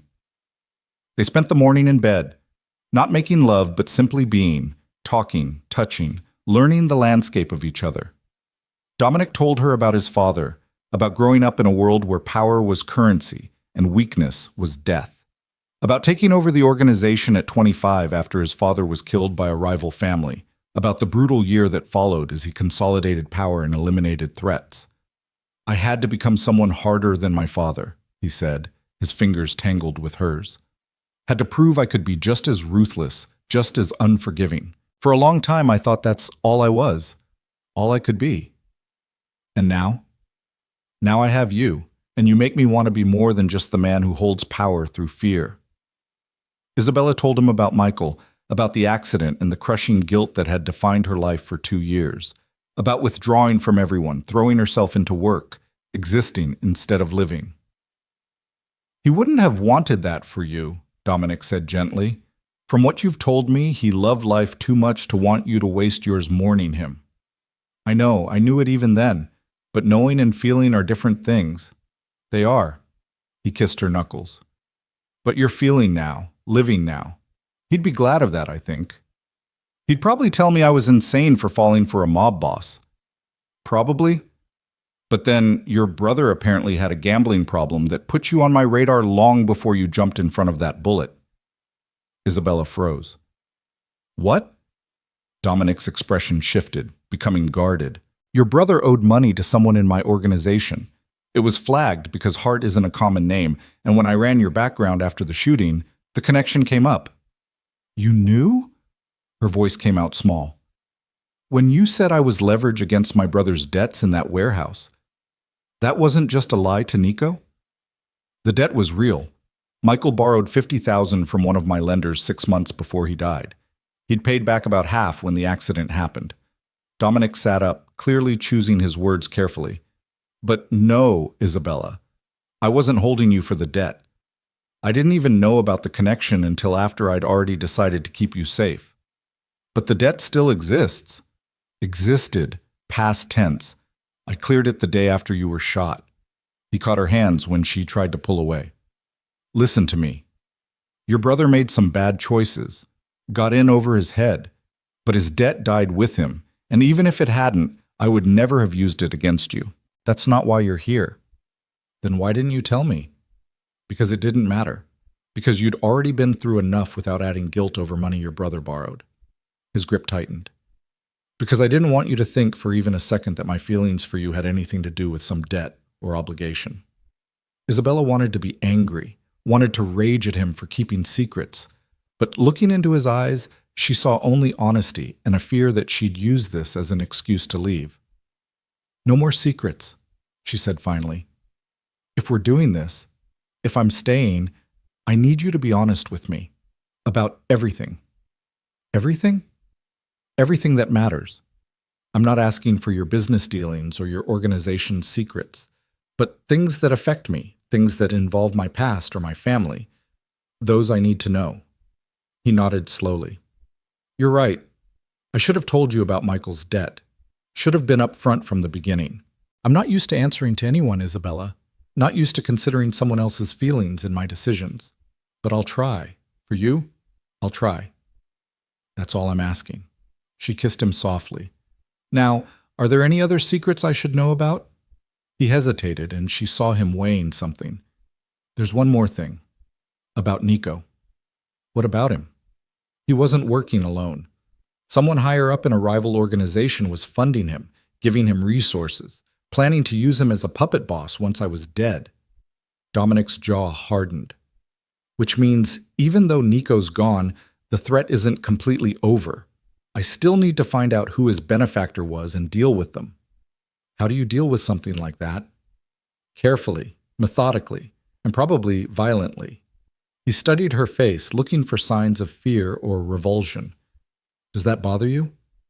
"Ask me again after I've had coffee, and I'll give you a better answer." She climbed out of bed, feeling the various aches and pains from last night's ordeal. "Right now, I just need to feel human again." She found clothes. Her own clothes, she realized with surprise, brought from her apartment at some point. The jeans and sweater felt like armor, something normal in this surreal new life. When she emerged from the bathroom, she found Dominic dressed in dark slacks and a white button-down, looking every inch the powerful businessman rather than the criminal kingpin she knew him to be. "I have a meeting this morning," he said, checking his phone with a frown. "Marco and the others need to be briefed on what happened last night, and we need to start tracking Nico's connections. So I'll be locked in the apartment again." "No." The answer surprised them both. "No, I think those days are over. You're not my prisoner anymore, Isabella. He seemed to struggle with the word. "You're my partner. If you want to be." "What does that mean exactly?" "It means you can come and go as you please. The guards will be there for your protection, not to keep you trapped. It means you can go back to your shop if you want, see your friend, live your life. With precautions, of course. A security detail, secure transportation. But you're free." Isabella felt something tight in her chest loosen. "Just like that?" "Just like that." He crossed to her, tilting her chin up with one finger. "I'm not your captor anymore. And I don't want you to stay because you have no choice. I want you to stay because you want to be here." "I do want to be here. But I also want to see Marcy. Want to check on the shop. Want to figure out how to integrate my old life with this new one." "Then we'll figure it out together." He kissed her forehead. "After my meeting, we'll go to your shop. I'll meet this friend of yours who's been worried sick about you." "Dominic, she can't know about what you are, what you do. She won't hear it from me. As far as the world is concerned, I'm Dominic Caruso, real estate developer and venture capitalist, which is technically true, just not the whole truth." "You own legitimate businesses?" "Several. The organization isn't just crime, Isabella. We have investments, properties, companies that operate completely above board. That's how modern organized crime works. You hide in plain sight, mix the legal with the illegal until no one can tell which is which. That's actually kind of brilliant in a terrifying way. My father's legacy. He understood that you can't survive on crime alone. You need legitimate fronts, real businesses that employ real people and generate real income. That way, when the authorities come looking, they find nothing but paperwork and tax returns." A knock at the door interrupted them. Marco entered at Dominic's call, his expression grim. "We have a problem, boss. The Italians are asking for a sit-down. They want to discuss Nico's death and what it means for the territories." The Italians, meaning the old-school Mafia families from the East Coast. Isabella had heard about them in movies, but never imagined they were real, let alone that she'd be standing in a room while they were discussed like weather patterns. "When?" Dominic's voice had gone cold, businesslike. "Tomorrow night, neutral ground. They're suggesting the Venetian Club." "Of course they are. That place has been neutral ground for 30 years.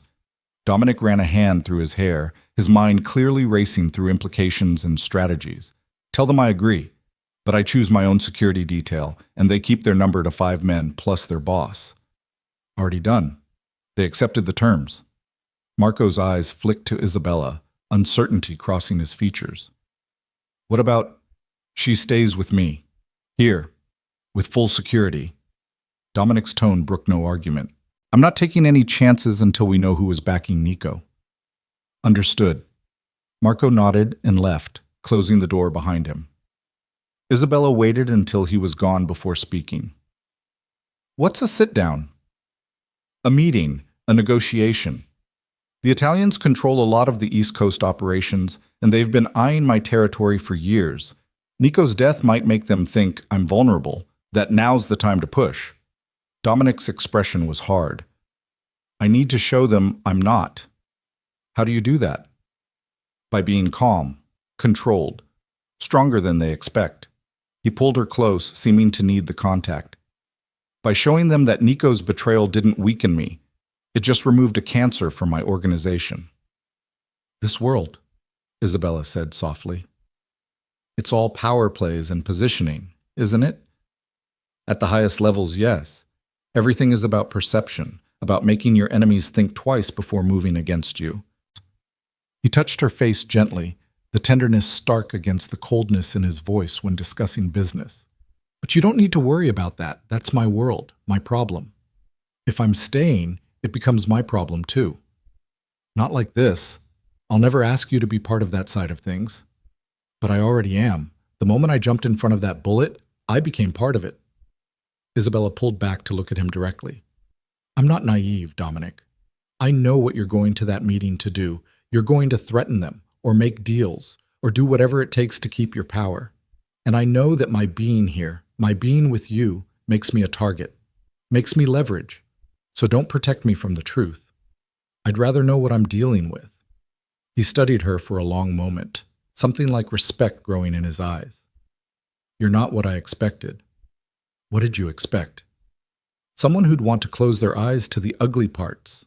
Who'd want to pretend this was a normal relationship, that I was a normal man. He traced her jawline with his thumb. But you're stronger than that, braver. Or stupider. The jury's still out. That earned her a rare, genuine laugh. Come on, let me show you something before I have to deal with all this.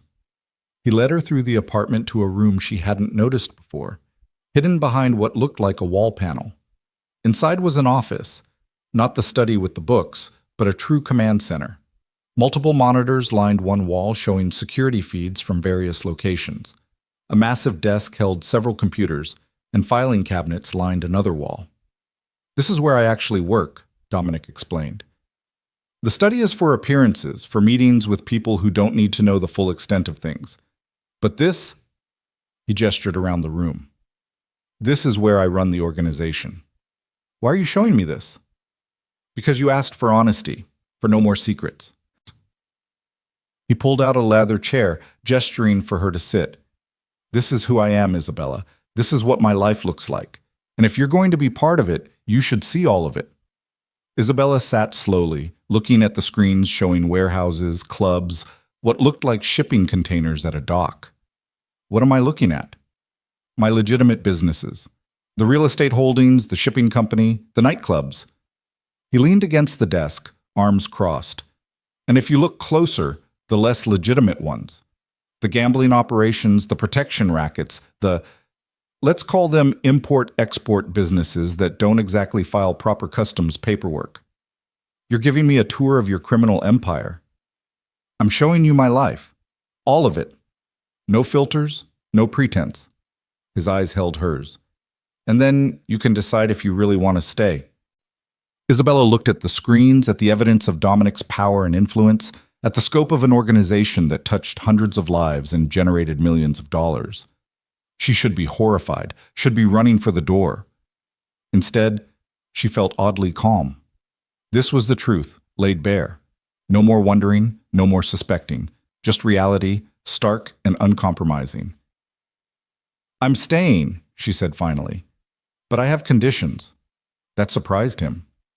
Conditions?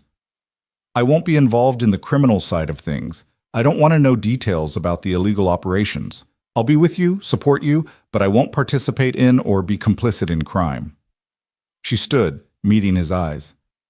I need that boundary, Dominic. Need to keep some part of myself separate from that world. That's fair. And I'm going back to work, to my shop. I'll have security, I'll take precautions, but I'm not giving up who I am just to be with you. I wouldn't ask you to. And when you do things, violent things, necessary things in your world, I don't want to know the details unless they directly affect me. Can you live with that? He was quiet for a moment, considering. Then he nodded. Yes, I can live with that. You draw your boundaries, keep your conscience clear, and I'll do what needs to be done to keep us both safe. Even if that means killing people. Even then, no hesitation, no apology. I won't lie to you about who I am, Isabella. I will do whatever it takes to protect what's mine, but I'll keep the blood off your hands. That's a promise. She circled the desk, coming to stand in front of him. I think we're both a little crazy. Definitely. He pulled her close, his forehead resting against hers. But we're crazy together. That has to count for something. Everything, she whispered. It counts for everything. They stood like that for a long moment, two broken people finding something whole in each other's arms. Then Dominic's phone buzzed, shattering the intimacy. He checked it with a sigh. Marco's ready. I need to go deal with this. I'll be here when you get back. Promise? The vulnerability in his voice caught her off guard. Promise. I'm not going anywhere, Dominic. Not anymore. He kissed her once, deep and thorough, like he was memorizing the taste of her. Then he left, and Isabella was alone in the command center of a criminal empire, trying to figure out how her quiet life of books and regret had transformed into this. She should be terrified, should be questioning every choice that led her here. But as she looked at the city spreading out below the windows, at the evidence of Dominic's power surrounding her, she felt something else entirely. She felt alive. Isabella spent the afternoon exploring her new reality. She wandered through the penthouse with fresh eyes, no longer a prisoner cataloging her cage, but a woman trying to understand the life she'd chosen. Every room told a story about the man who lived here. The expensive art that suggested culture, the well-stocked bar that hinted at lonely nights, the gym equipment that spoke of discipline and control. But it was the small details that caught her attention. The book of poetry on his nightstand, dog-eared and annotated in Italian. The photograph tucked in a drawer, a younger Dominic with an older man who had to be his father, both of them smiling at something off-camera. The closet full of perfectly tailored suits that cost more than most people's cars, but also worn jeans and faded t-shirts that suggested he wasn't always the untouchable Don. He was a contradiction, brutal and gentle, controlled and passionate, a killer who kissed her like she was something sacred, and somehow, impossibly, she'd fallen in love with him. The realization hit her as she stood in his closet, holding one of his shirts to her face and breathing in his scent. She loved him, not despite what he was, but including it. The darkness and the light, the violence and the tenderness, all of it woven together into a man who'd looked at her like she was worth dying for. Miss Hart?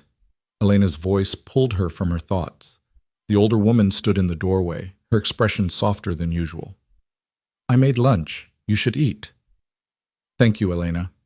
Isabella followed her to the kitchen, where a spread of food waited, fresh bread, pasta salad, grilled vegetables, and fruit. This is too much. You need strength. Last night was... Elena's voice caught, and Isabella realized the woman had been genuinely worried. Mr. Caruso, he was very scared. I have worked for the family for 20 years, and I have never seen him like that. So afraid. You've known him a long time then. Since he was a boy, I knew his father too. Elena poured them both coffee, settling into a chair across from Isabella with an ease that suggested Dominic had given permission for this conversation. Matteo Caruso was a hard man, fair but hard. He raised his son to be strong, to never show weakness. That must have been difficult, for Dominic, I mean. Very difficult, especially after his mother died when he was 12. After that, it was just him and his father and this world of violence and power.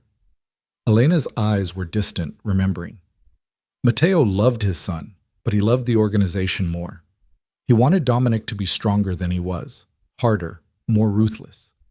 I think he was afraid that if Dominic was too soft, the others would destroy him after Matteo was gone. And was he right? No. Dominic is strong in ways his father never understood. He has his father's will and discipline, but also something Matteo lacked: the ability to inspire loyalty rather than just fear. Elena reached across the table, patting Isabella's hand. And now he has you. Someone who makes him remember he is not just the Don, that he is also a man. I don't know if that's a good thing, given what he is, what he does. It is the best thing. Elena's voice was firm. A man who is only violence becomes a monster. Dominic has walked that edge for years, but you pull him back. Give him something to fight for beyond power. Isabella thought about that as she ate, about the weight of being someone's anchor to humanity. It felt too large, too important. She was just a woman who'd made an impulsive decision in a street full of gunfire. How had that transformed into being responsible for a man's soul? She was still pondering it when her phone rang, her real phone, not the one Dominic had given her for monitored calls. Marcy's name flashed on the screen. Bells! Her friend's voice was equal parts relief and exasperation. Oh my God, finally! I've been trying to reach you for days. How's your aunt? Are you okay? When are you coming back? Isabella's throat tightened with guilt. The lies Dominic had constructed felt heavier now. I'm fine, Mars. Actually, I'm back in the city. I was going to come by the shop tomorrow. Tomorrow? Why not today? I'm here now, and honestly, I could use the help. We got in 3 boxes of estate sale books that need cataloging, and Mrs. Chen has called twice about her wedding album restoration. I'll be there tomorrow, I promise. I have some things to take care of first. Things involving that mysterious family emergency you've been so vague about? Marcy's tone shifted, becoming concerned. Bells, are you really okay? You sound different. I am different. A lot has happened. Isabella took a breath. I'll explain tomorrow. All of it. Or as much as I can. Now you're scaring me. Don't be scared. I'm fine. Actually, I'm better than fine. I know that probably doesn't make sense, but it will. Tomorrow, okay? After she hung up, Isabella sat staring at her phone, trying to figure out how to explain her new life to her best friend. How did you tell someone that you'd fallen in love with a mafia boss? That you'd been shot and kidnapped and had watched a man die and somehow come through it all deciding to stay in that world? You didn't. You couldn't. You just had to hope they loved you enough to accept it without understanding. Dominic returned as the sun was setting, painting the city in shades of orange and gold. Isabella heard him before she saw him, his voice in the hallway, speaking Italian with Marco, the tone clipped and businesslike. Then the door opened, and he was there, tension radiating from every line of his body. Bad meeting? She asked from her position curled on the couch. Complicated meeting. He shrugged out of his jacket, loosening his tie. But nothing I can't handle. How was your afternoon? Enlightening. Elena told me stories about you as a kid. That made him pause, something almost like embarrassment crossing his face. Did she? I'll have to have a word with her about sharing family secrets. Don't you dare! I liked learning about young Dominic, who apparently tried to run away from home at 14 and made it all the way to the bus station before his father's men brought him back. In my defense, I was going through a rebellious phase. He crossed to her, some of the tension leaving his shoulders as he sat beside her. My father had just ordered a hit on a man who'd stolen from us. I watched it happen, watched the life leave his eyes, and I decided I wanted no part of this world. What changed your mind? My father found me at the bus station. Didn't yell, didn't punish me, just sat down next to me and said, "You think running makes you free? It makes you prey. In this world, you're either the wolf or the sheep, Dominic. And our family has always been wolves." He stared at his hands, at the scars on his knuckles. He was right. I was naive to think I could just walk away from what we are. You were 14. You were supposed to be naive. Not in my world. In my world, 14 is old enough to understand what power costs and what happens when you don't have it. He looked at her then, and she saw the weight of all those years in his eyes. I don't regret who I became. Can't afford to. But sometimes I wonder what kind of man I would have been if I'd gotten on that bus. Isabella took his hand, threading their fingers together. You would have been someone else entirely, maybe better in some ways.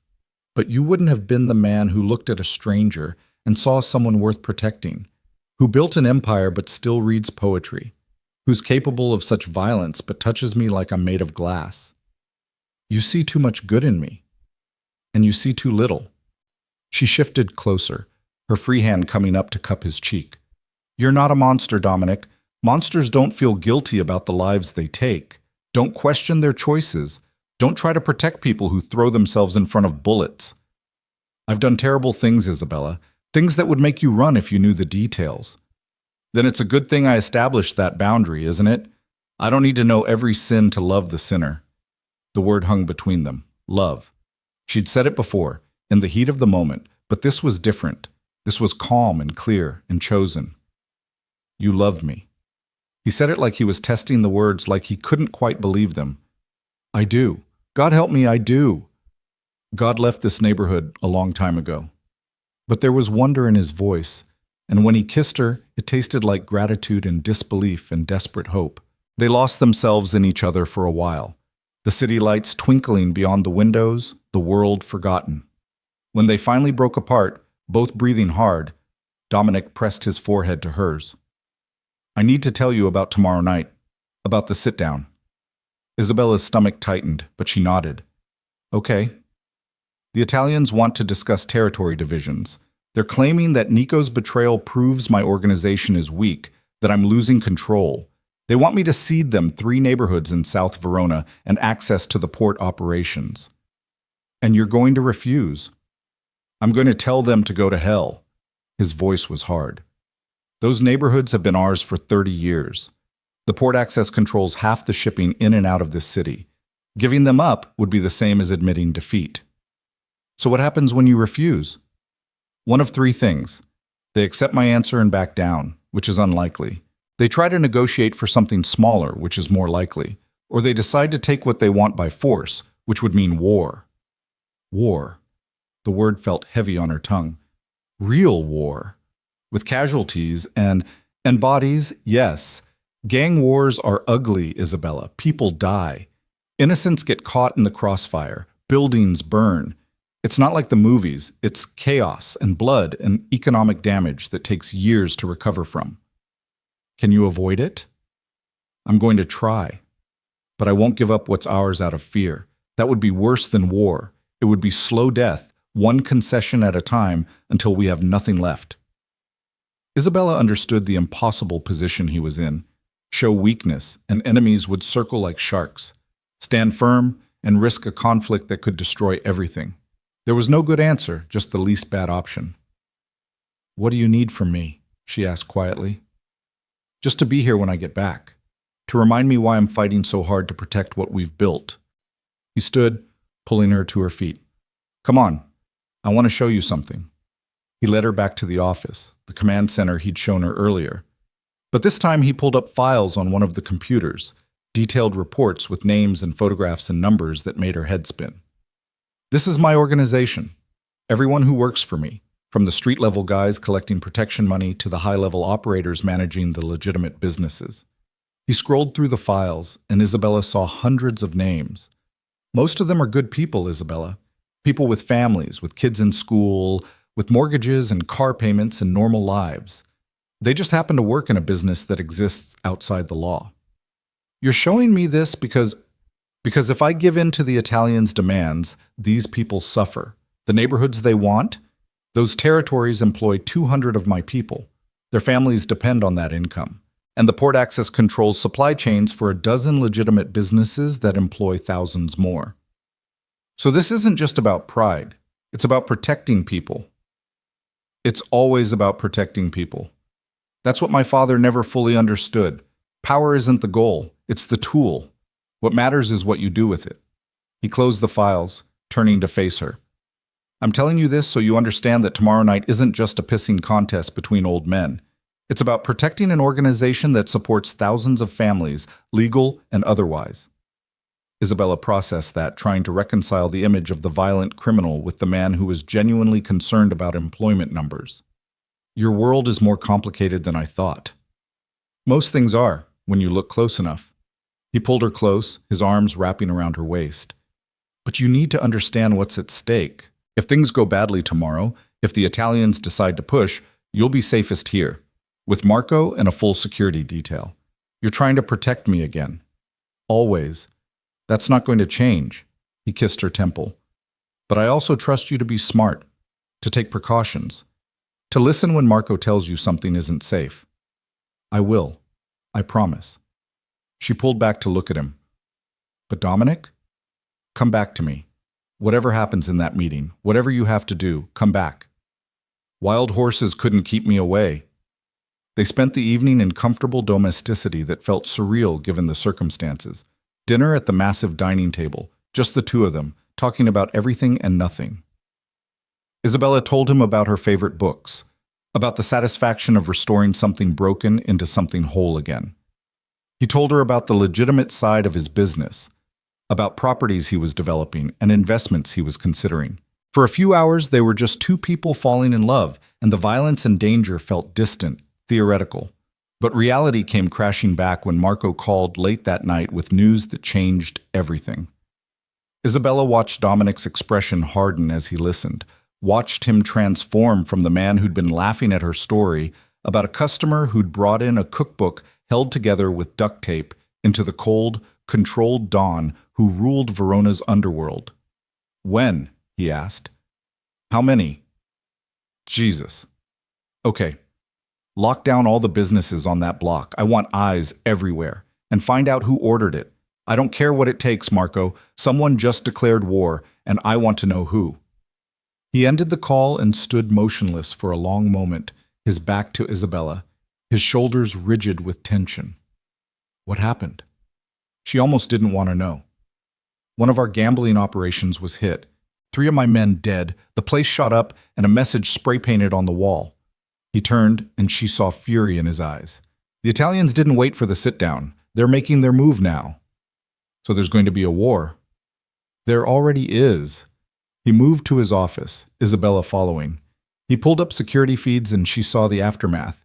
Shattered windows, bodies covered with sheets, police lights painting everything in red and blue. They hit us first, which means they want me coming to that meeting tomorrow from a position of weakness. Want me angry and off balance. Are you? Off balance? No, I'm focused. He was already making calls, his voice clipped and commanding. Marco, I want retaliation hits on 3 of their operations. Nothing lethal. I don't want to escalate to killing their people yet. But make it hurt. Make it expensive. Yes, tonight. I don't care if they're expecting it. That's the point. He made 4 more calls in rapid succession, each one colder and more calculated than the last. Isabella watched him orchestrate what was essentially a military operation, deploying men and resources with the precision of a general. This was the man his father had raised, ruthless, strategic, willing to do whatever it took. When he finally stopped, setting his phone down with controlled force, he looked exhausted. You should get some sleep, Isabella said softly. You have a long day tomorrow. I won't be able to sleep, not with this happening. He gestured at the monitors showing his men mobilizing across the city. Not knowing my people are out there risking their lives. Then I'll stay up with you. Isabella, you don't have to. I want to. She took his hand, leading him away from the monitors. You can watch those screens all night and drive yourself crazy. Or you can come with me and let Marco handle the details. You trust him, right? With my life. Then trust him with this. For a few hours, at least. She pulled him toward the bedroom. Come on. You don't have to sleep, but you should at least try to rest. To her surprise, he followed. They lay in bed together, still fully clothed, her head on his chest, and his arm around her shoulders. She could feel the tension thrumming through him, could hear his heart beating too fast. Tell me about the bookshop, he said after a while. About what you love about restoration. Isabella understood what he was asking for, a distraction, something normal and peaceful to focus on instead of the violence unfolding across the city. So she talked, told him about the satisfaction of carefully separating pages that had been stuck together for decades, about matching leather for rebinding, about the detective work involved in researching a book's history. There's something almost meditative about it, she said. The patience it requires, the attention to detail. Every book is a puzzle, and solving it is its own reward. It suits you. That kind of careful, methodical work. His hand stroked through her hair, the motion soothing. I can see you bent over some ancient tome, completely absorbed. It's not exciting, not like your world. Thank God for that. Exciting usually means someone's shooting at me. He was quiet for a moment. What made you want to do that? Book restoration? My grandmother. She had a library full of old books, and she taught me how to care for them when I was young. After she died, she left me her collection and enough money to open a shop. Isabella smiled at the memory. I think she knew I'd need something quiet and absorbing after Michael died. Something to pour myself into that wouldn't hurt. She sounds like she was a wise woman. She was. She'd have liked you, I think. A book-loving grandmother approving of a mob boss? I doubt that. She always said people were like books. Some were beautiful on the outside but empty within. Others looked damaged and worn, but contained the most amazing stories if you took the time to read them carefully. Isabella pressed a kiss to his chest. You're the second kind. His arms tightened around her. I don't deserve you. Probably not, but you're stuck with me anyway. They dozed eventually, a light sleep interrupted by phone calls and updates. Marco reported successful hits on 3 Italian operations, no casualties, but significant property damage and financial loss. The message was clear. Dominic Caruso doesn't back down. By morning, the immediate crisis had stabilized into an uneasy standoff. Both sides had drawn blood, and now they'd see what the sit-down brought. Isabella woke to find Dominic already up and dressed, standing at the window watching the sunrise paint the city in shades of pink and gold. He looked like he hadn't slept at all, his jaw shadowed with stubble, his eyes tired but alert. Morning, she said, her voice rough with sleep. Morning. He didn't turn from the window. I'm sorry about last night, about bringing that violence into our home. This is your life. Our life now. I'm not going to pretend otherwise. She joined him at the window, slipping under his arm. What time is the meeting? 7 tonight. Marco's arranging security now. 3 cars, 8 men, all heavily armed. He looked down at her. You're staying here. That's not negotiable. I wasn't going to argue. I know when I'm out of my depth. She turned in his arms to face him. But I will be worried. So promise me you'll be careful. I'm always careful. Promise me anyway. I promise. He kissed her softly. And when this is over, when things settle down, I'm taking you somewhere. Somewhere far from here, where we can pretend to be normal for a while. Like a vacation. Like a honeymoon, maybe. The words were barely a whisper, tentative and hopeful. Isabella's heart stuttered.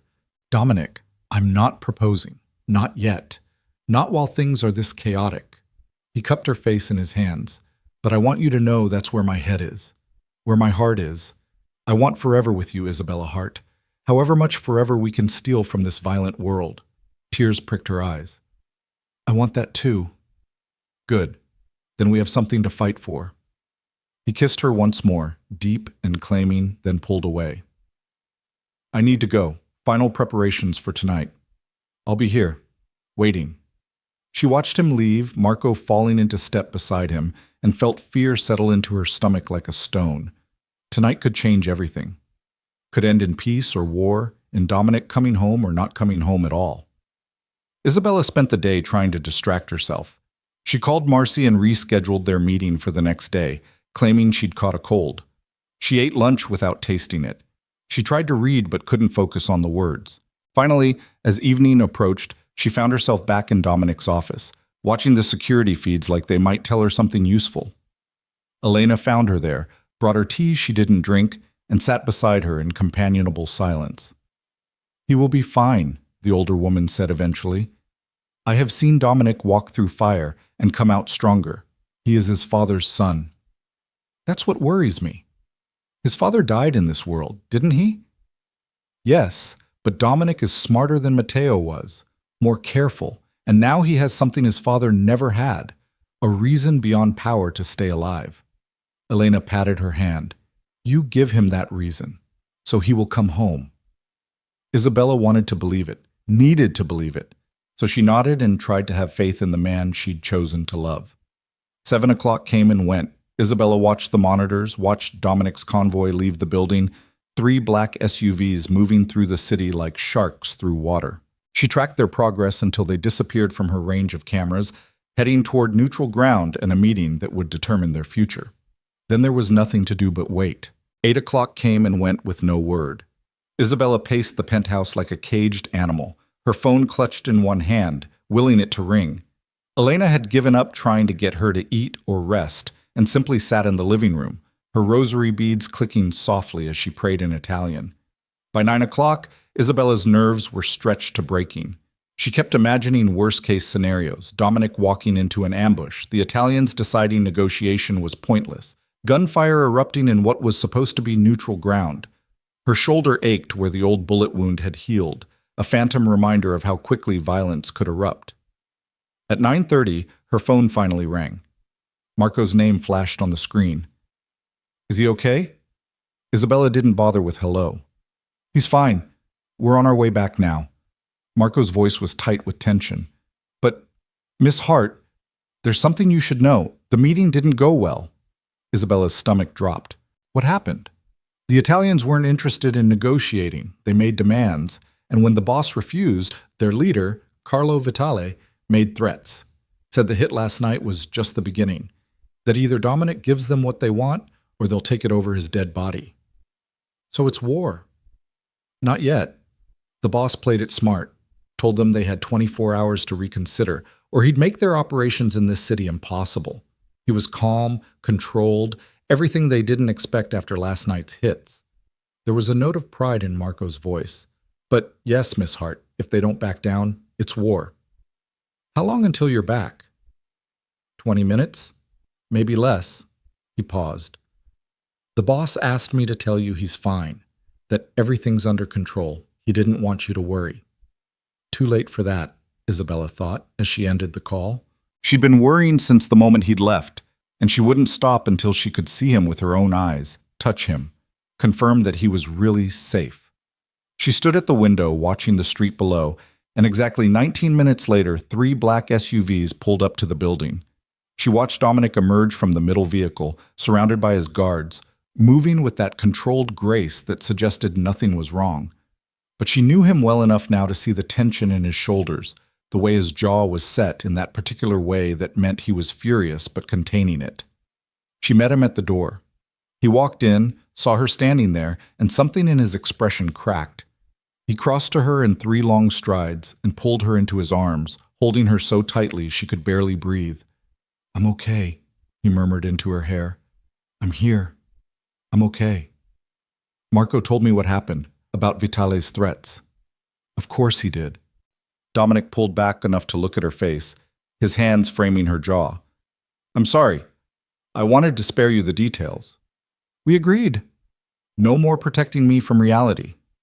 She searched his eyes, seeing exhaustion and anger, and something else. A deep, bone-weary frustration. Tell me everything. So he did. He led her to the couch and told her about the meeting at the Venetian Club, about Carlo Vitale and his underboss sitting across from Dominic, with smug expressions and impossible demands, about how they'd claimed Nico had been working for them, that they'd been planning this takeover for months. They thought I'd be weak after Nico's betrayal, thought I'd be so afraid of war that I'd just hand over everything my father built. His voice was hard, cold. They miscalculated.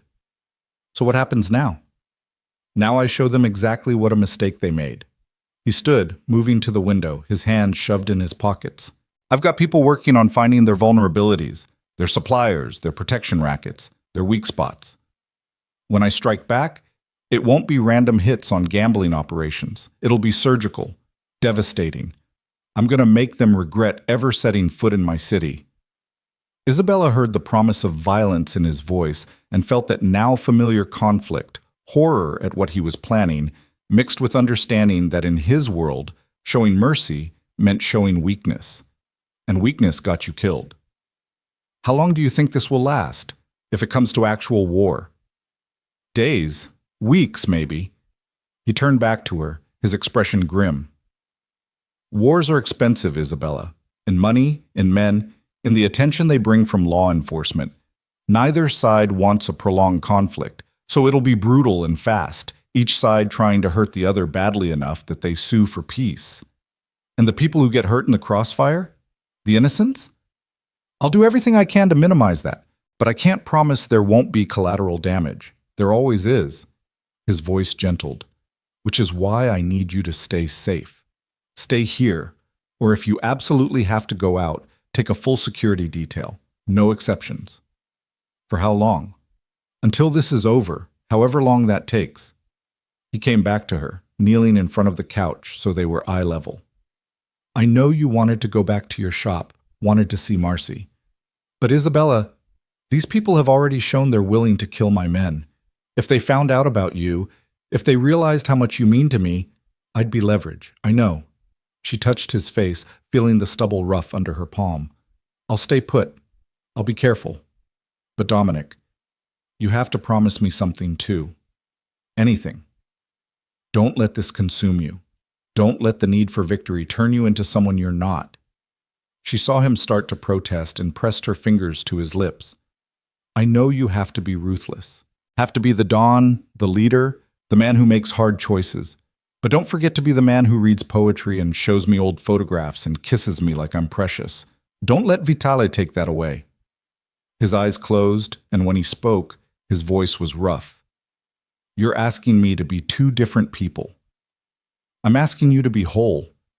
To remember that you're not just the organization, you're also the man I love. She leaned forward, resting her forehead against his. Promise me you'll come back from this war, Dominic. Not just alive, but still you. I promise. He kissed her softly. Though I can't guarantee I'll be undamaged. We're both damaged. That's not new. She smiled against his lips. But we heal each other. That's what matters. They stayed like that for a long moment, finding peace in each other while chaos brewed outside their walls. Then Dominic's phone rang, the first of what would be dozens of calls that night as he coordinated his response to Vitale's threats. Isabella watched him transform back into the Don, watched him make decisions that would affect hundreds of lives with the same calm precision he brought to everything. She made coffee that went cold, brought him food he barely touched, and simply existed as a quiet presence in the storm of violence he was orchestrating. Around 3 a.m, after a particularly heated call with one of his lieutenants, Dominic finally set his phone down and rubbed his eyes with the heels of his hands. Go to bed, Isabella said from her corner of the office where she'd been reading. You need rest. Can't. Too much to coordinate. Vitale's deadline is in... He checked his watch. 16 hours. I need to have everything in place before then. You need to be sharp. That means sleep. She stood crossing to him. Come on, even 2 hours will help. Isabella, I'll wake you if anything urgent happens, but right now, you're going to burn out before the actual fighting even starts. She tugged on his hand. Please. For me. He looked at her for a long moment, then nodded in defeat. 2 hours. That's it. They went to bed still clothed, too exhausted for anything but sleep. Isabella curled into his side and felt him relax incrementally, his breathing deepening as exhaustion finally claimed him. She stayed awake longer, watching his face in the dim light from the windows, memorizing the line of his jaw and the way his eyelashes cast shadows on his cheeks. This beautiful, dangerous man who'd crashed into her life and changed everything. She'd saved him once, in a street full of bullets. Now she'd save him again, in whatever way she could, even if it was just by being here, by reminding him what he was fighting for. She must have dozed eventually, because she woke to gray dawn light in an empty bed. Panic seized her until she heard his voice from the other room, low and controlled, speaking Italian in rapid-fire sentences. The war had officially begun. Isabella found him in the office, surrounded by screens showing various locations across the city. Marco was there too, along with 2 other men she vaguely recognized from the security detail. They all looked up when she entered, their conversation dying. I'll call you back, Dominic said into his phone, then ended the call. You should still be sleeping. So should you. 2 hours wasn't nearly enough. She looked at the screens, at the men's tense expressions. What happened?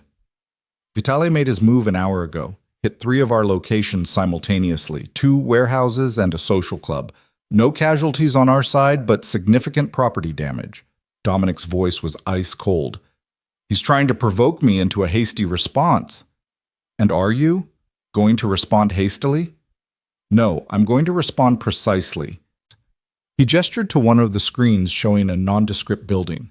That's Vitale's main counting house in the financial district, where he processes all his cash from the various operations.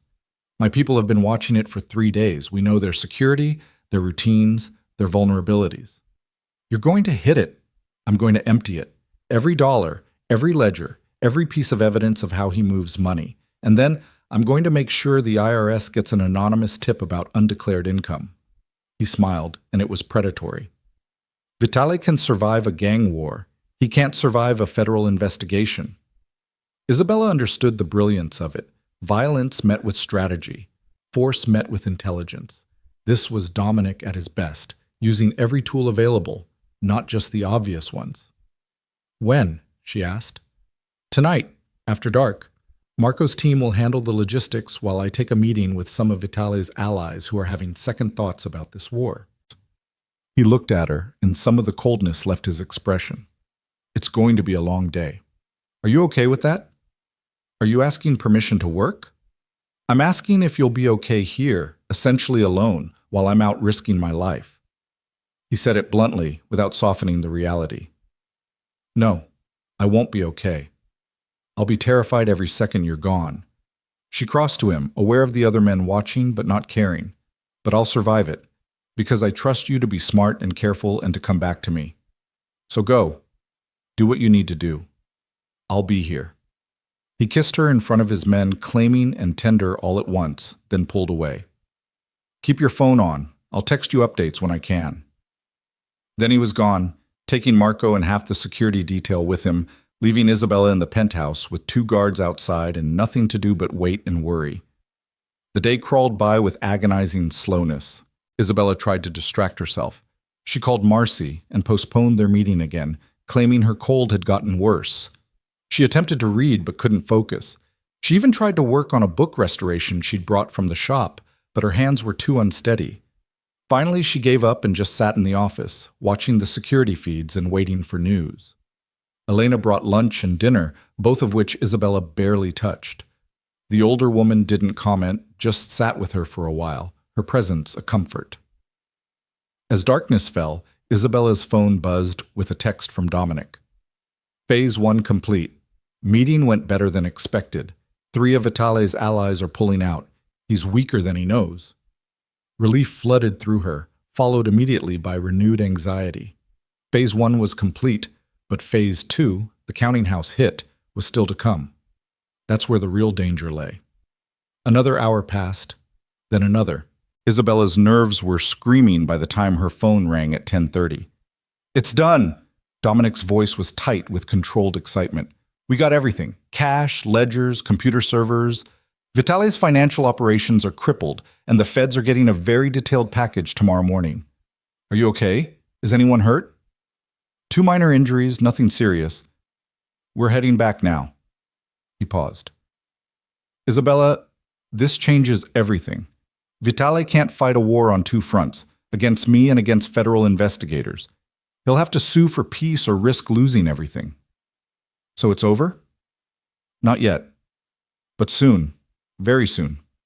His voice softened. I'm coming home, baby. Wait for me. She did. She stood at the window watching the street below until she saw the familiar convoy of black SUVs pull up. Watched Dominic emerge flanked by his men, all of them moving with the confidence of a successful operation. And when he walked through the door 15 minutes later, she launched herself at him, not caring that he was probably bruised and exhausted and needed a dozen things more than her embrace. He caught her easily, lifting her off her feet and burying his face in her hair. I'm okay. We're okay. Don't ever make me wait like that again. Can't promise that, but I can promise I'll always come back. He set her down, cupping her face in his hands. It's working, Isabella. My strategy is working. Vitale's organization is fracturing, his allies are abandoning him, and by this time tomorrow the feds will be all over his legitimate businesses. So what happens next? Next we wait. See if he's smart enough to ask for terms, or stupid enough to keep fighting. Dominic glanced at Marco, who'd followed him in. Postguards at all our high-value locations. Double security on the ports. And get me eyes on Vitaly himself. I want to know what he's doing every minute of every day. Already done, boss. Marco nodded and left to coordinate. Isabella pulled Dominic toward the bedroom. You need food, a shower, and sleep. In that order. Bossy. Someone has to take care of you. She pushed him toward the bathroom. Shower. I'll have Elena bring food. He obeyed, and by the time he emerged 20 minutes later in clean clothes with damp hair, Elena had laid out a feast on the bedroom's sitting area. They ate together in comfortable silence, the tension of the day slowly ebbing. Tell me something normal, Dominic said eventually. Something from your world, not mine. I need to remember what that feels like. So Isabella told him about a book that had come into the shop before all this started, a Victorian-era journal with water damage and mouse bites, barely legible. But she'd spent weeks carefully cleaning and restoring it, and discovered it belonged to a woman who'd traveled across America in the 1880s, documenting everything she saw. Her words were so alive, Isabella said, remembering, full of wonder and fear and determination. She was only 23, traveling alone in an era when women didn't do that. But she did it anyway because she wanted to see the world more than she wanted to be safe. Sounds like someone else I know. Dominic's hand found hers across the table. Someone who threw herself in front of a bullet because she wanted to save a stranger more than she wanted to be safe. I'm not brave like that woman was. You're braver. She chose her adventure. You had it thrust upon you and decided to stay anyway. He brought her hand to his lips, kissing her knuckles. I'm in awe of you, Isabella Hart. Keep talking like that and I might start believing it. Good. You should believe it. He stood, pulling her to her feet. Come to bed. I need to hold you while I can still think straight. They lay together in the darkness, wrapped around each other, and Isabella felt the day's tension finally drain from Dominic's body as sleep claimed him. She stayed awake longer, her mind racing with everything that had happened, everything that might still happen. She'd chosen this life, chosen him.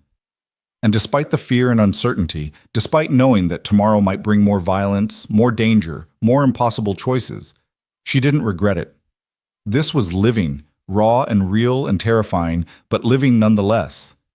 She was finally, fully alive. The next day brought the news they'd been waiting for. Dominic took the call at noon, his expression shifting from cautious to satisfied as he listened. When? He asked. Where? Good. I'll be there. Same terms as before. 5 men, neutral ground. He ended the call and looked at Isabella with something like relief. Vitaly wants to meet. Alone, just the two of us with our guards outside. He's ready to discuss terms. So it's really over. Almost. We still have to negotiate the details, make sure he understands there will be consequences if he ever comes at me again. Dominic ran a hand through his hair. But yes, it's over. He blinked first. When's the meeting? Tonight, 6 o'clock, at the Venetian Club again. He crossed to her, taking both her hands. After this, once everything's settled, I want to take you away from here, somewhere quiet, somewhere we can just be us for a while. Like where? I've got a house in Tuscany. Small vineyard, no neighbors for miles. We could spend a few weeks there, just breathing. His expression turned vulnerable. Would you want that? I'd want anything that involves you and breathing. She squeezed his hands. But first, you have to go convince a dangerous man not to kill you, so let's focus on that.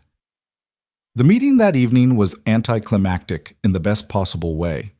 Dominic returned 2 hours later, looking tired but triumphant. It's done, he told Isabella and Marco, who'd been waiting anxiously. Vitaly's agreed to pull back. He keeps his current territories, but he stays out of South Verona and away from the ports. In exchange, I won't push the federal investigation any further. Can you stop that? Isabella asked. I thought the IRS was already involved. They are. But the really damning evidence? That's still in my possession. I'll give Vitaly just enough time to clean up his books before I hand everything over. Call it professional courtesy. Dominic shrugged. He'll still face some scrutiny, but nothing that'll destroy him completely. And you trust him to keep his word?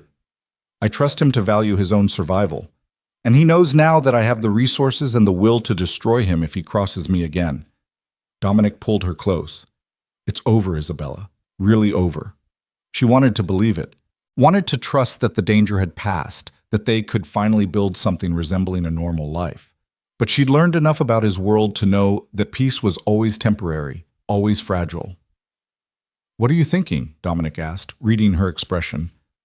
You're not celebrating. I'm thinking that there will always be another Nico, another Vitale, another threat waiting in the shadows. You're right, there probably will be. He didn't try to lie or reassure her with false promises, but we'll face them together, and each time we survive, we get stronger, smarter, better at protecting what's ours. Is that really a life? Always looking over your shoulder, always waiting for the next attack? It's my life. Our life, if you're still choosing it. He cupped her face, his eyes searching hers. I won't lie and say it'll ever be completely safe. But Isabella, nothing worth having is safe. Love isn't safe. Hope isn't safe. Living, really living, means accepting risk. She thought about that. About the woman she'd been before the bullet. Safe, isolated, half dead with grief and guilt. And the woman she was now, scared sometimes, uncertain, often, but alive in every cell of her body. Okay, she said finally. Okay, I'm still choosing this. Choosing you. Even with all the danger and uncertainty. Are you sure? Because once we're really in this together, once you're officially part of my world, there's no going back, Isabella. Everyone will know you're mine. That makes you both protected and vulnerable. I'm sure. She rose on her toes to kiss him. I've never been more sure of anything. His arms came around her, holding her like she might disappear. Then marry me. The words hung in the air between them, shocking in their suddenness. What? Marry me, not someday, not eventually, soon, as soon as we can arrange it. He pulled back to look at her face, his expression fierce and tender. I know it's fast, I know it's crazy, but I don't want to waste any more time, Isabella. Life is too short and too dangerous to wait for the perfect moment. You're serious. I've never been more serious about anything. His thumbs brushed over her cheekbones. I love you. I want you by my side, legally and permanently. I want everyone in this city to know you're mine and I'm yours. So marry me, please. Isabella's mind was spinning. They'd known each other less than a month. She'd been shot, kidnapped, and caught in a gang war. By any rational measure, this was insane. But when had anything about them been rational? Yes, she heard herself say. Yes, I'll marry you. The smile that broke across his face was like sunrise, brilliant and transformative. He kissed her deeply, lifted her off her feet, and spun her around, laughing like she'd given him the world. You won't regret this, he promised. I'll spend every day of the rest of my life making sure you don't regret this. I better not, because if I do, I know people who can make you disappear. She said it deadpan, and his laugh was genuine and free. There's my girl, already learning the family business. They told Elena and Marco together that evening. Elena burst into tears and started babbling in Italian about weddings and dresses and what Dominic's father would have thought. Marco just smiled and shook Dominic's hand with a grip that probably hurt. About damn time, he said. I was starting to think you'd never be smart enough to lock her down. Careful, Dominic warned. That's my future wife you're talking about. And the best thing that ever happened to you. Marco turned to Isabella. Welcome to the family, Miss Hart, for whatever that's worth. It's worth everything, Isabella said, and meant it. They spent the next week planning a small ceremony, just close family and friends, nothing elaborate. Isabella called Marcy and asked her to be maid of honor, which required finally explaining at least some of what had happened. Let me get this straight, Marcy said slowly when they met for coffee under the watchful eyes of Isabella's security detail. You got shot saving some guy. He kept you at his place while you recovered. You fell in love. And now you're marrying him, all in the span of 3 weeks. 4 weeks, technically. Oh, well then, that's totally normal. Marcy stared at her like she'd grown a second head. Bells, have you lost your mind? Probably, but I'm happy, Mars. Happier than I've been in years. Isn't that what matters? Happiness matters when it's based on something real. But this, Marcy gestured helplessly, this is a whirlwind that's going to crash eventually. Maybe, but what if it doesn't? What if this is just what love looks like when you stop being afraid of it? Isabella reached across the table, squeezing her friend's hand. I know it seems crazy. I know it's fast and probably reckless. But Dominic makes me feel alive, Mars. Makes me remember what it's like to want things, to hope for things. I thought I'd lost that forever after Michael died. Marcy's expression softened. You're really sure about this? I've never been sure about anything in my life, but I'm as sure as I can be. Isabella smiled. So, will you stand up with me, even if you think I'm insane? Of course I will. Someone's got to be there to catch you when you fall. But Marcy was smiling too, and when they hugged, Isabella felt her friend's genuine support beneath the worry. The ceremony itself took place 2 weeks later in the penthouse, with only a dozen people present. The city sparkled beyond the windows as Isabella walked toward Dominic, wearing a simple white dress and carrying wildflowers. He looked devastating in a dark suit, his eyes locked on her face like she was the only thing in the world worth seeing. The officiant kept it brief. They exchanged vows they'd written themselves, Dominic promising to protect her always, to love her even when she drove him crazy, to remember that he was more than just the organization. Isabella promising to be his anchor, his light in the darkness, to remind him every day what he was fighting for. I do, Dominic said, his voice steady and sure. I do, Isabella echoed, and felt the truth of it sink into her bones. When they kissed, sealing their unlikely union, applause broke out. Marcy was crying, Elena was crying, even Marco looked suspiciously emotional. Ladies and gentlemen, the officiant said with a smile, I present to you Mr. and Mrs. Caruso. Isabella Hart, now Isabella Caruso, looked up at her husband and saw her whole future reflected in his eyes. It wouldn't be easy. There would be more danger, more impossible choices, more nights spent worrying while he faced down threats she couldn't fight. But there would also be mornings waking up in his arms, quiet evenings reading while he worked nearby, the steady knowledge that she'd found someone who saw all of her, the broken parts and the healing ones, and loved her anyway. Ready for this? Dominic whispered against her hair as they swayed to music during their first dance. Not even a little bit. She smiled up at him. But I'm doing it anyway. That's my girl, walking into danger with her eyes wide open. I learned from the best. They left for Tuscany 2 days later, escaping the city and everything that came with it for 3 weeks of blessed peace. The villa was everything Dominic had promised, small and rustic, surrounded by vineyards that stretched to the horizon. No guards, no security feeds, no phones ringing with crises that needed immediate attention. Just the two of them learning how to be married. They slept late and ate long meals on the terrace. Isabella taught Dominic about wine. She knew more than he expected about vintages and terroir from years of reading. He taught her basic Italian, laughing at her terrible pronunciation but kissing her until neither of them cared about grammar anymore. One evening, as they watched the sunset paint the sky in shades of amber and rose, Dominic pulled her close and said, Thank you. For what? For choosing this life.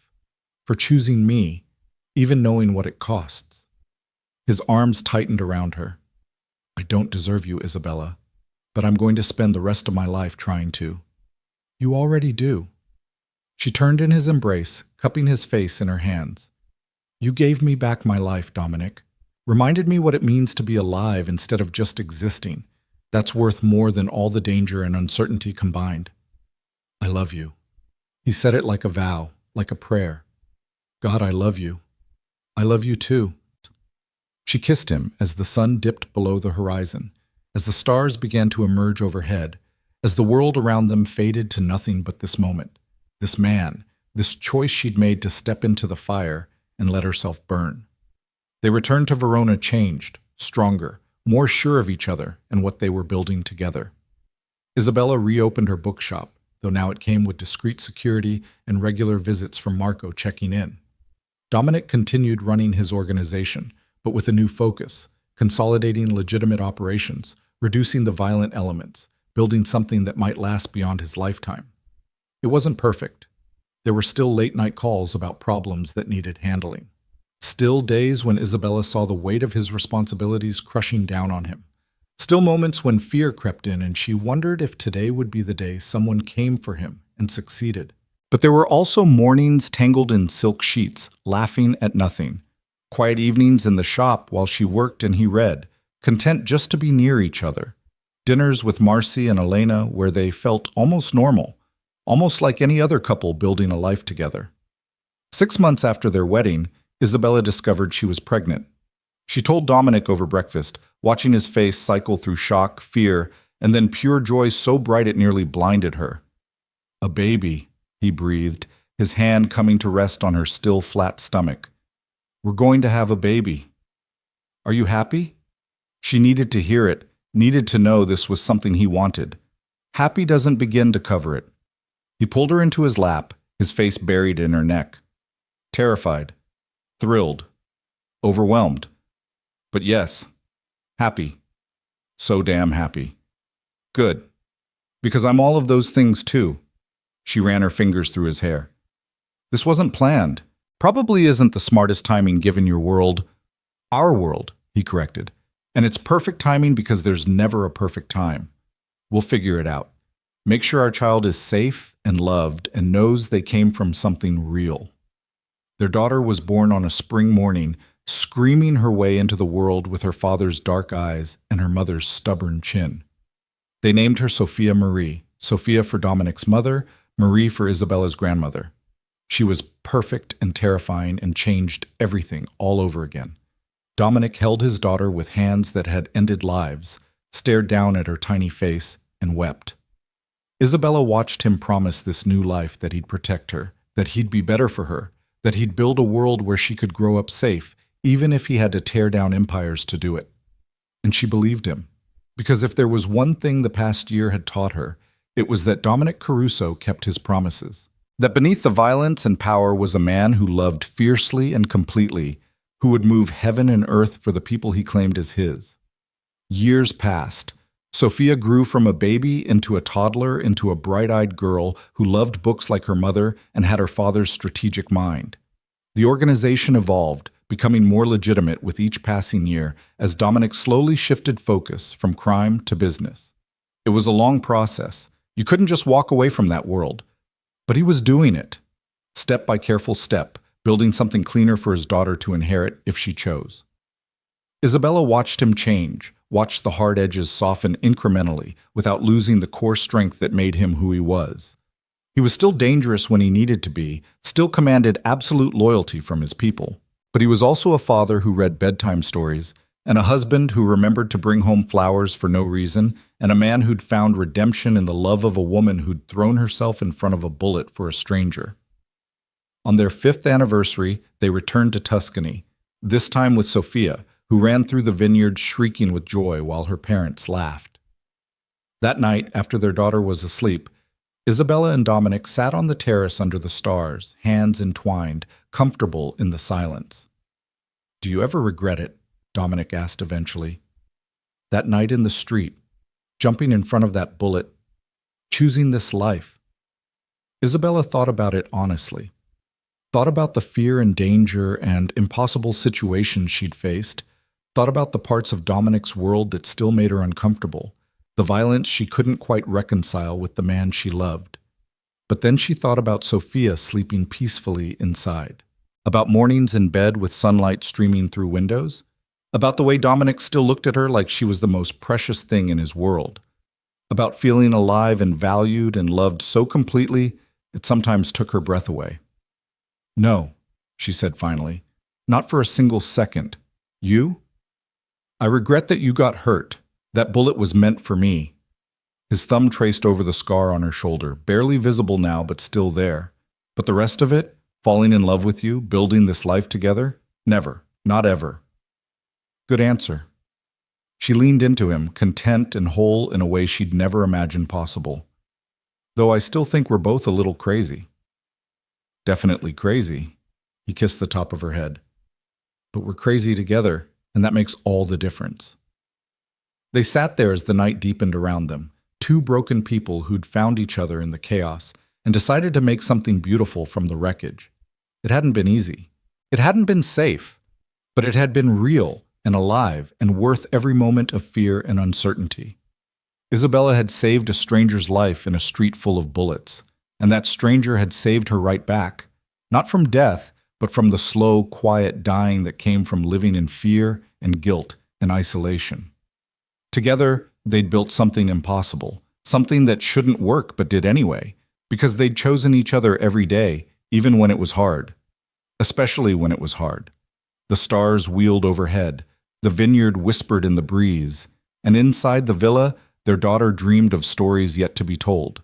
The future stretched before them, uncertain and full of possibility, and for once, Isabella wasn't afraid. She'd learned that the best things in life were worth fighting for, worth risking everything for, worth stepping into the fire for, because sometimes the flames didn't destroy you. Sometimes they forged you into something stronger, something real, something that could last forever, if you were brave enough to reach for it and hold on tight, no matter what tried to tear you apart. And she was brave enough. They both were. Together, they were unstoppable.